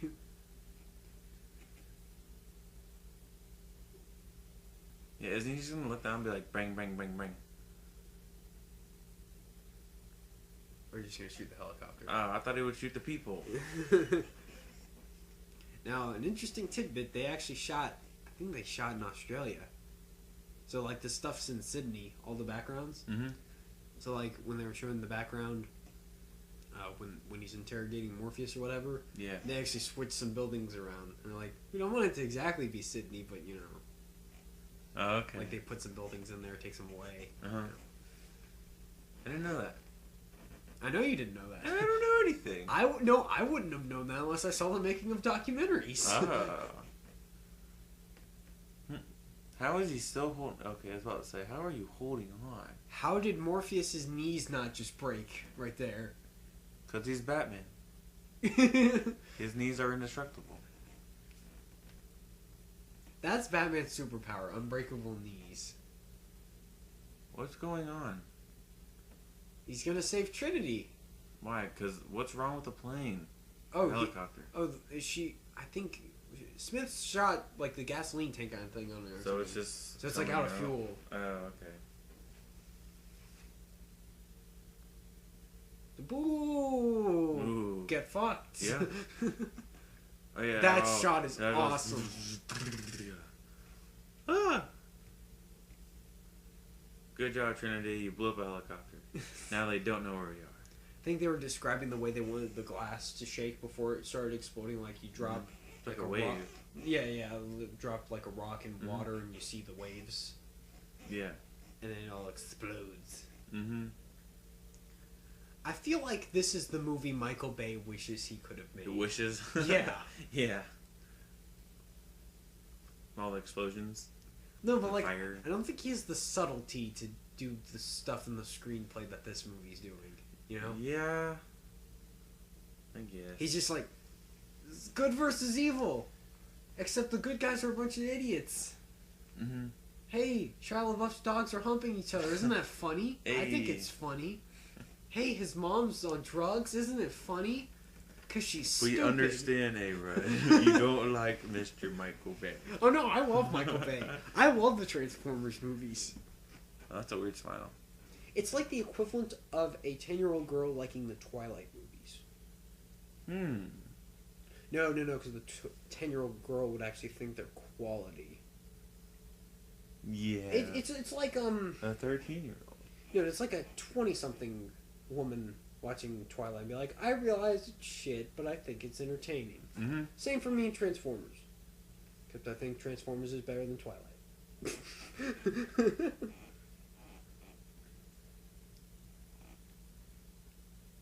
Smith's just like, I'm gonna find you bastards. Mm-hmm. Yeah, they're not. Whoa, bro. And he's gonna see this and be like, huh. I like the effect of them getting sucked back into the real world. That's pretty cool. He's like, holy like, shit. oh my god! He should have looked at this bottle of what he was drinking and like, what? Is this what this does? Mm-hmm.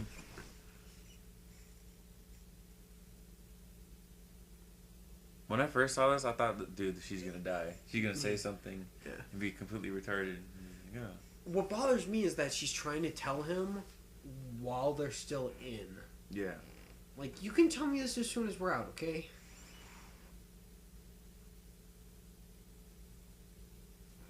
It's either building up to what she's supposed to be saying. I rub you. Answer the phone, goddammit. Now, would you say this is in the top 10 greatest science fiction movies of all time? I would. I guess so, yeah. How did he know?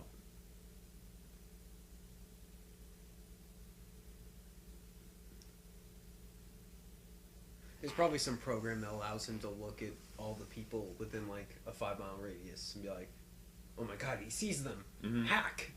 Probably. Yeah, he shot the phone up so he can't use that to get away.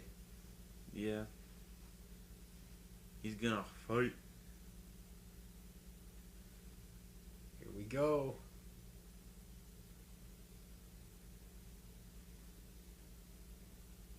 Throw the paper. Throw the paper. Cue paper. Perfect. Now this shot right here is a little dated. What's with the bullets and the... It's supposed to be slow motion, so like the waves that they create. I don't know. It's just looks cool. Mm-hmm. They do the same effect when he's dodging bullets. Yeah, that's right. Yep. All right, fuck my Desert Eagle. I'll just spawn another one. Okay, never mind.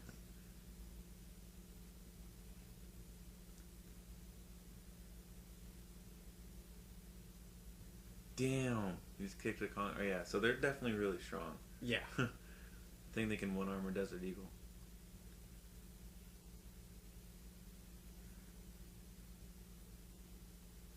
Apparently, the way I understand it, like when they do fights for like Asian-based films, Yeah. like when they're made in like Hong Kong and stuff, Mm-hmm.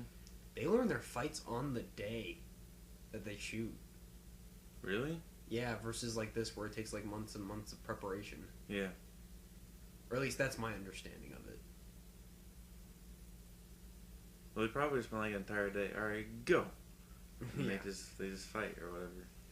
Well, my feeling is they're probably so good they get it right like the first time they do it. Yeah. Because as kids, they're probably just like playing around, doing all that crazy stuff. Yeah. Oof. Oh my god. He needs to start running. No, he's gonna face him like a G. No. He's like, oh, okay then. I'm gonna get up and face you, motherfucker. Yeah. I'm getting into the Come movie at me, now. bro. I'm getting into the movie now. We need a meme that has him waving for Smith to come at. Just come at me, bro. What you doing? You mad? Oh, that was cool. You just poked him. Seriously though, even if you haven't seen this movie, I'm sure there's a YouTube video that has a compilation of all the fights. Probably. At least watch that. Mm-hmm. Or, He's getting punched out. or you could just go buy the movies like you should. How much are they now? They're like the Blu-rays. Probably $20 as a set? 25? Probably. Well, the way I bought them, I bought like a special edition Matrix 1 thing, Mm-hmm. and there was a joint Blu-ray thing with the second and third movies together. Oh, okay. I was trying to look for the box set, but I couldn't find it. So I was just like, well, this stuff has all the making of features on here anyway, so. It's good. Which was the reason I bought them on Blu-ray. I did have DVD copies, but no special features. We are going to die together, sir. Well, Smith's not actually gonna die. Yeah, it's an old guy who thinks he's drank a little too much. Yeah.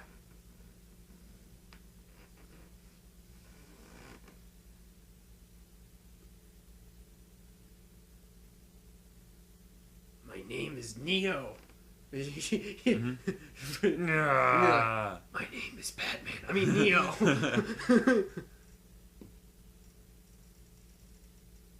All right. Whoa. Now he still has to go find a phone. Yeah, he has to run for his life. Oh no. Did you just stop it? He thought he won. Hey, motherfucker. I'm back. Seriously, this part feels like a horror movie. Yeah, it's like, oh shit, I just faced him, and now I'm running. And he's back. Hmm? Thought I got rid of him. And now they realize the Sentinels are coming for them. So Neo needs to get back to the phone before they shoot the EMP or activate it. No. Because if they activate that, they'll kill him. Mm-hmm.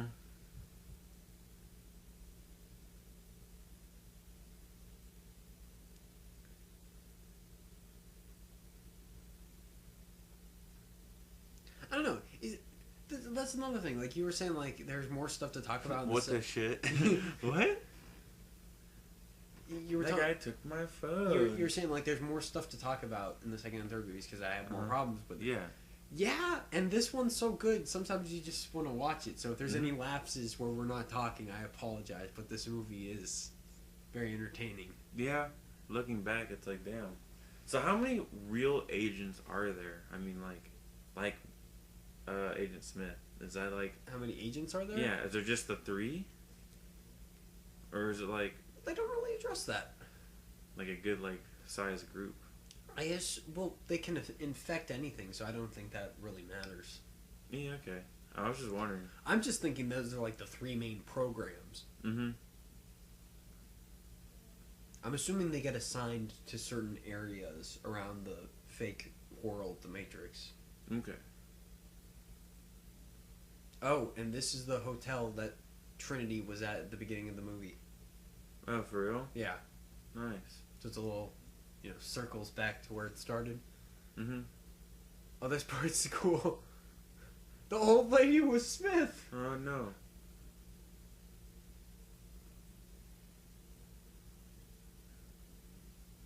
Slow motion jump to the trash. God. All right.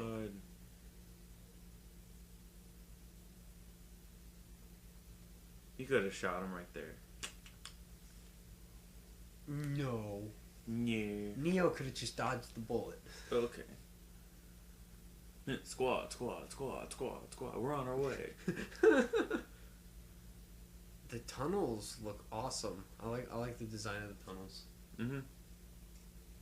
Yeah, don't they let him, like, come through the ship almost? Yeah. And they're like, we gotta get him out. Like, they literally are, like, about to kill them. Mm-hmm.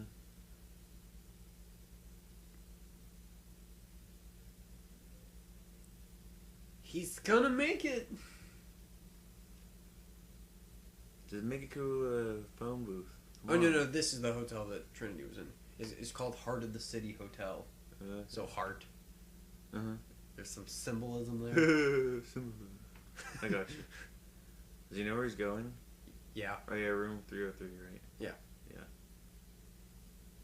Desert Eagle. Seriously, though. I feel like I'm playing Modern Warfare 2 or something. Yeah.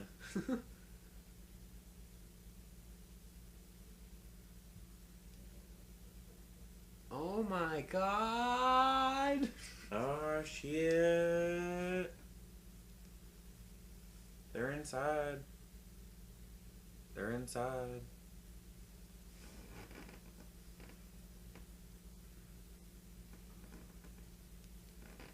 Come on, Neo. Get Run, to that Neo, damn run. phone. Run, Neo.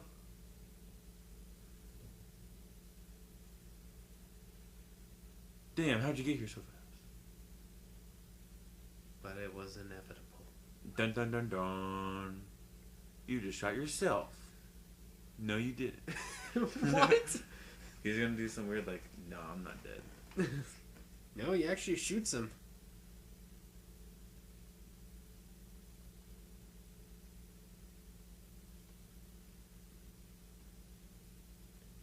There's something amusing about that. How did he just He get just shot? walks up and he's just bam, bam, bam, bam, bam, bam. How does he not go down? Well, now he's going down.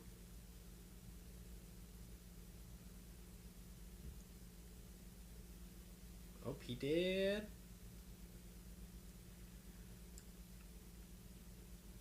He died. Yeah. His heartbeat is now. Wee.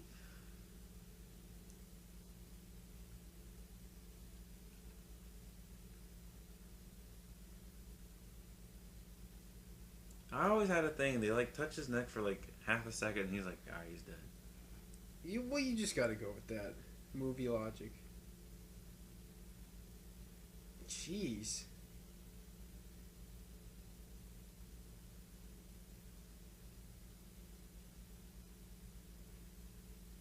I mean, doesn't she like give him the kiss of life? It's like, live, damn it. Well, she's like, I'm in love with you, so you can't be dead, and then that's like how he comes back to life.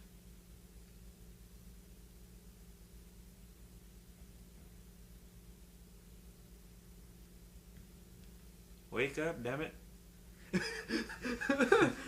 That's your interpretation. She Yeah. just starts slapping the shit out of his dead body. Wake the up! fuck up!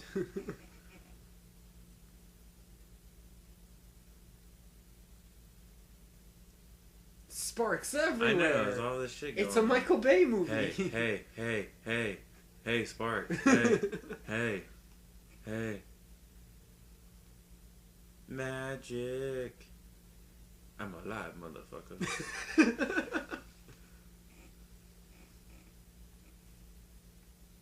They're like, whoa. I think she listened to you.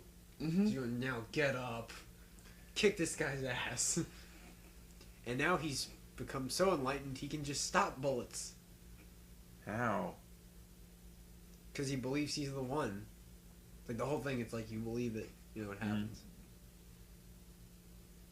They're like, shit, we gotta reprogram. And that's what happens throughout the next couple of movies. He becomes more and more enlightened, and he's learning new things. Mm-hmm. Which I guess is something consistent. Like, he learns stuff, he becomes more aware, more conscious of things. Mm-hmm. Oh, wow, yeah, that's really creepy. Yeah, now he's starting to see the code that runs everything. Mm-hmm. Angry man on the loose. Smith's angry. You need to hurry up, bro. Seriously, though, well, Neo doesn't realize that Sentinels are after them. Yeah.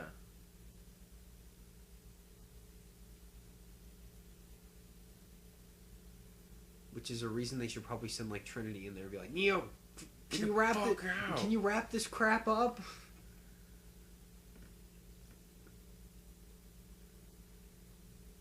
Whoa.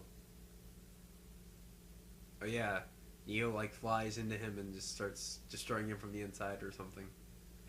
That's weird. Oh yeah, the special effects right here are a little dated. I'll put it that way. Especially the explosion. It's a little dated. Mm-hmm. Oh, dated. It's all good. But it's fine. 15 years ago. I mean, Yeah. you gotta give him a chance. Yeah. Back when CGI was just a new thing. Mm-hmm. Although I still don't think They're like, ah, shit, yeah, they bruh. did. It was like, get out. Ah, shit, I still don't think bruh. CGI has gotten to the point yet where I can't tell the difference between CGI and real stuff. You can still tell a little? I can always tell. Uh, There's only like a couple of times where I'm like, really? The background wasn't real there? That's interesting.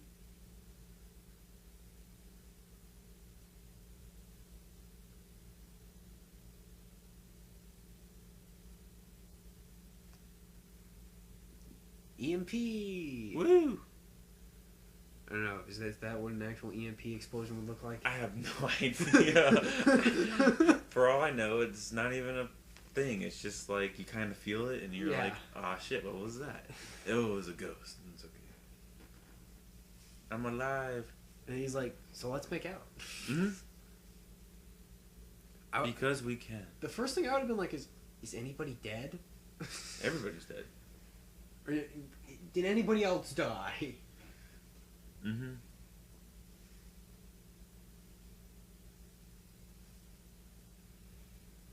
So is this phone? I guess this phone call was like Neo calling the machines, or he's calling the agents. He's like telling them, like, better watch your back. I'll fuck you up. I'll fuck you up, bro. I don't know what this is.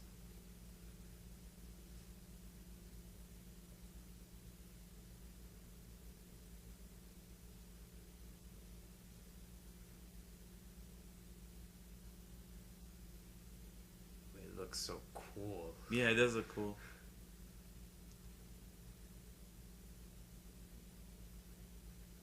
He's in the world. But yeah, the clothes he's wearing right here are not the clothes he's going to be wearing in the second and third movies. Yeah.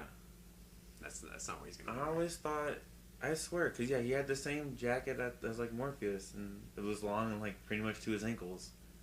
And he was running around being all the one, you know? It's just like... Just being the one. Just look like Now, that. here's probably the coolest ending. It's one of the coolest endings to a movie. Yep. It's like, he's like, I'm enlightened. Oh, and did I mention I can fly? For real? Yeah. That's how it ends. Okay. Alright. Yeah. Nice. So, The Wachowski brothers. the Wachowski brothers? Well, one of them had a sex change, so now it's just the Wachowskis. Can't really say anything about that. Yeah.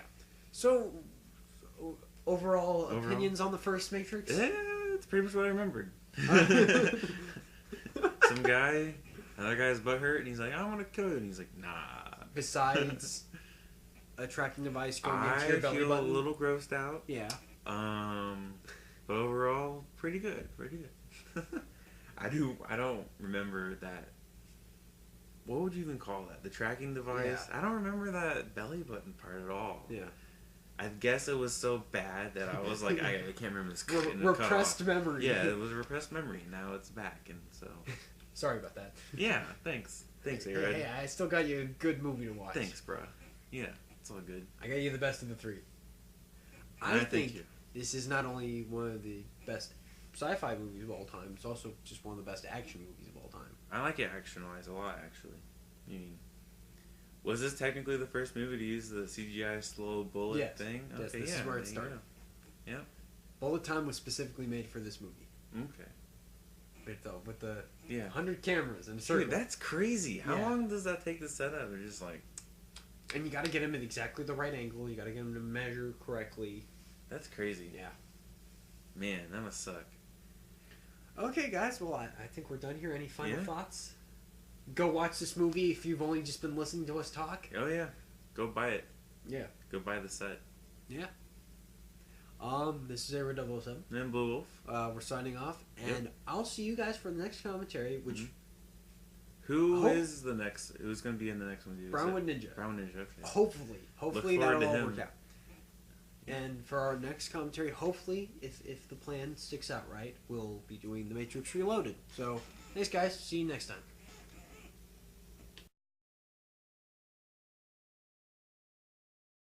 It just shows you.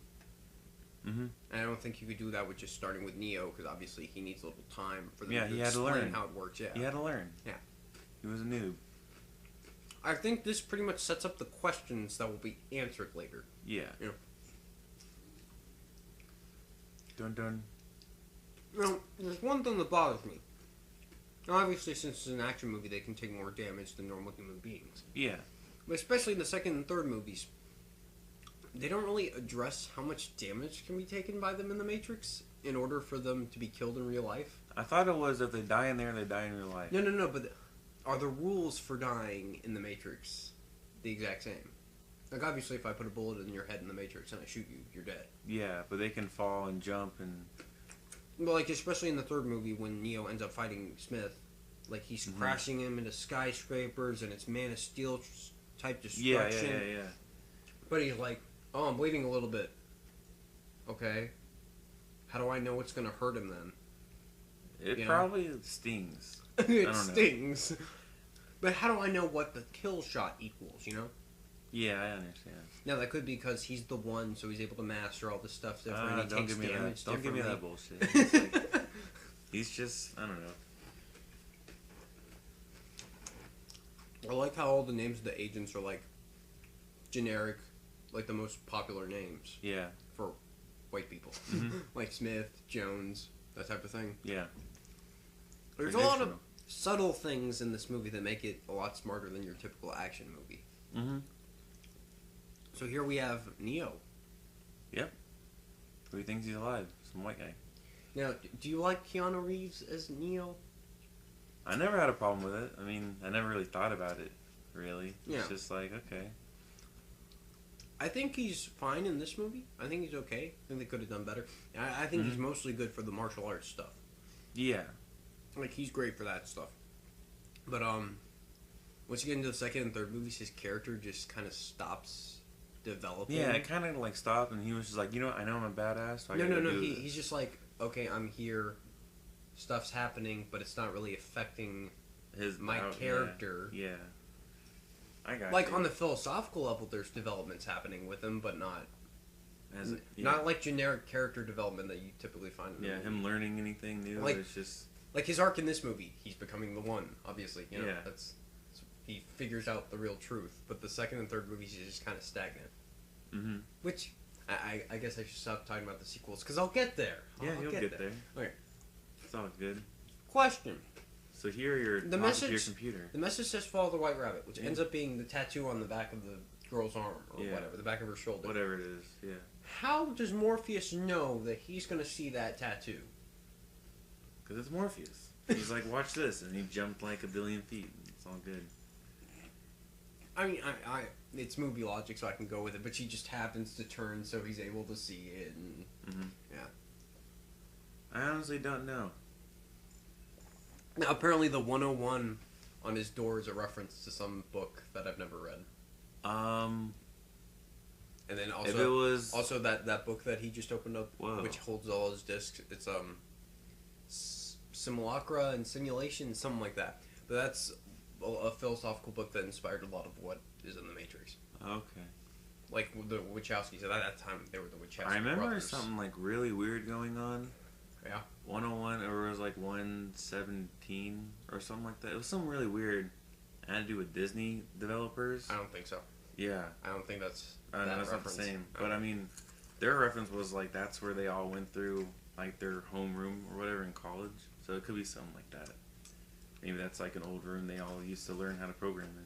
No, but it's a specific reference to something like a philosophy book or something. I have no idea then.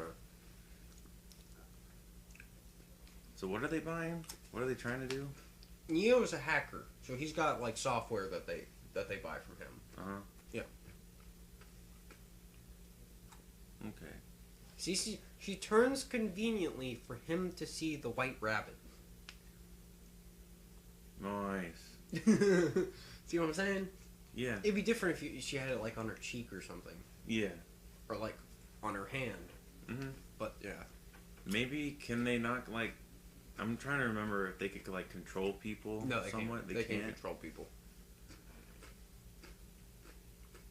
I don't know. I think you're just thinking about it too hard. Probably. Just don't. Yeah. I mean, it could have been like something really stupid, like follow your next customer.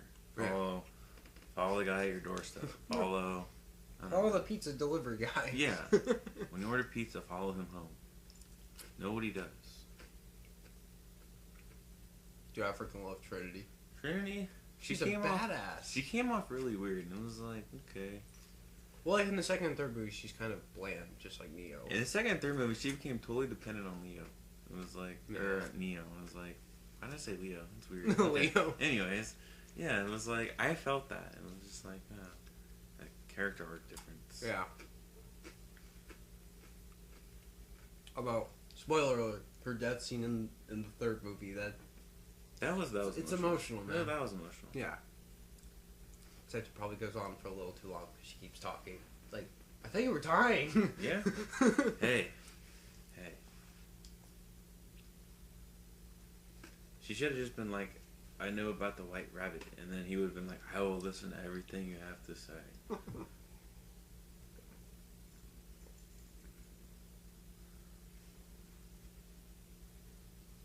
Well, I like how this automatically sets up a relationship between them because they both come from like the same place. They're both people who lived pretty much alone and they were looking for Morpheus. Mm-hmm. So that already kind of connects them. Yeah. My question is, What? they never explain this. Okay, so they figure out that he's the one. Mm-hmm. How do they know that? Like, what's the thing? Is the Oracle just like, hey, I think that guy, that white guy who works at that computer place, I think he's the one. But even then later when she sees him, she's like, you're not the one.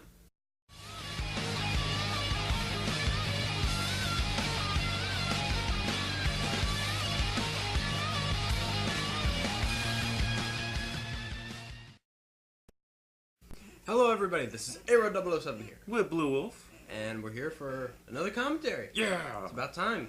Yep.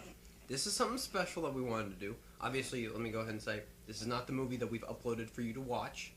Yeah, this is a commentary. Yeah. If anything, you should have your own copy of this movie. You should. Yeah. It's really good. Yeah. So, we're doing something special here.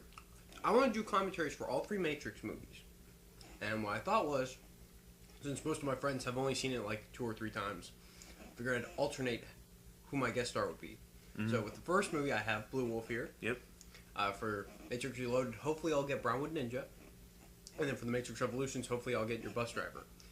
So that way you'll get different opinions other than mine, of course. Mm-hmm. Because I'm in charge of the commentaries here. Yeah, pretty much. So, you want to go ahead and get started? Yeah, let's do this. Alright. If you've never done this before, you can actually watch the movie while we talk about it. We'll start the movie at the same point that you do.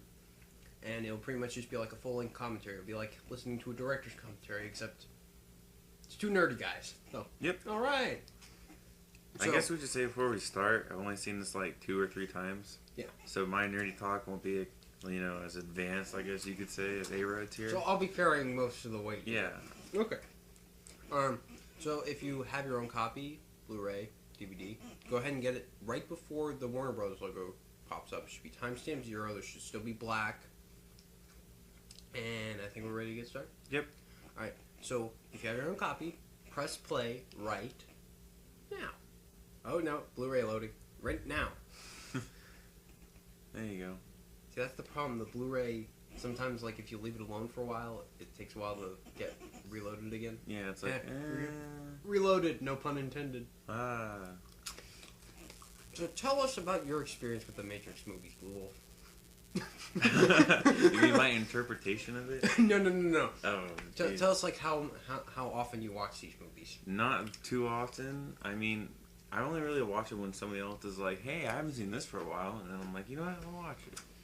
So, I mean, I guess maybe once or twice a year I'll watch it again. It's like, hey, I haven't seen this for a long time. Now, the reason I have you specifically for the first one is that this is the one you've watched the most. Yes. I've only seen others like once. Yeah. And I think that was pretty much with you. Yeah. So. I showed my friends the second and third Matrix movies. Yeah, I never watched any of those. Which I think have more to offer than most critics will give it credit for. Mm-hmm. I think they're better than they say. They're still not the greatest things ever, but I think they're solid. But I'll get to that in my other commentaries. They make the trilogy. Yeah. I think it works very well as a trilogy, but that's just me. Mm-hmm. Works better than those damn Star Wars prequels. Yeah. So, tell us your interpretation of the Matrix. It was really bad. Now, I asked him if he could remember the plot of the first Matrix movie, and this is what he told me. It was like, he asked me this like the last, like the other week, and I haven't seen this movie in probably over a year at this point. And I'm like, isn't it about some like white guy? And he wakes up and the dude's like, hey man, you should choose a pill. And he's like, you know what, I'm going to choose the red pill because I want to fuck shit up. And so then he goes and tries to fuck shit up and then has to learn the ways, like he doesn't know anything. And he's like, oh man, I've learned the ways. And then he tries to become like a ninja. Then there's some butthurt other white guy who's trying to like kill him because he's butthurt and he's breaking the rules. And he doesn't really make it that far. But That's what I could remember from this movie. Is he woke up and was like, "Hey, you know what? We're being controlled." Speaking of which, it's Yeah. Mr. Butthurt. The butthurt guy, right there, Mr. Smith or Agent Smith. Yeah. Yeah, he's butthurt because there's a guy breaking the rules and he can't break the rules himself. He's just like, that's what my memory of the movie was. That's interesting. That's an interesting interpretation. He's white guy learns the ways of another white guy's butthurt and tries to stop him. Pretty much that way. I'd like to go ahead and say before we get into the movie, a lot of this stuff that's important to the Matrix, like the philosophical aspects, especially when we get into the sequels, I'm not going to be focusing on that much personally because I don't feel like I'm the right person to be talking about philosophy in the Matrix. Mm-hmm. I mean, mostly there's ideas about control, conformity, what is real, that type of thing. Yeah. I mean, it was pretty easy to tell what it was real and what's not. Because they were, like, crazy. Well, not that, but, like, when you're just thinking about it, like, the philosophical aspects, like, especially when you get into the second and third movies, when then it gets super weird. The conversations get so fucking fast, you can't even keep up with what they're trying to say. Yeah. So, I'd like to say, for the Blu-rays, I don't know about the DVDs, but for the Blu-rays that I have, each movie has 2 commentaries. One is by critics who love the first movie and don't like the second and third movies. Mm-hmm. And then the second one is by philosophers, and they actually love all 3 movies. So it's interesting hearing the different opinions. Yeah, different opinions. And I would highly recommend, if you don't have the Blu-rays for these, first of all, they're beautiful in Blu-ray. These are like the perfect movies to have in Blu-ray. Yeah. And all the slow-mo shots, and it's like, hey. Especially like the third movie, all the stuff at Zion, with the mechs and everything. Oh, yeah. Yeah, I remember. all that looks pretty. But I would recommend listening to those, especially the philosophers. I mean, some of it's like, they say a bunch of philosophy jargon that I don't understand. Mm-hmm. But a lot of it, does make sense. So, I think it helps you realize there's a lot more to the Matrix than just shooting stuff. I'm doing flips in slow motion. I'm going in the computer. Yeah. Upload and download. Yeah. So, this movie starts off with a pretty long chase scene. I actually I love how this movie opens. Because it doesn't start with Neo, it starts with Trinity. Yeah. And she's trying to get the fuck away. She literally jumped over, like, a street.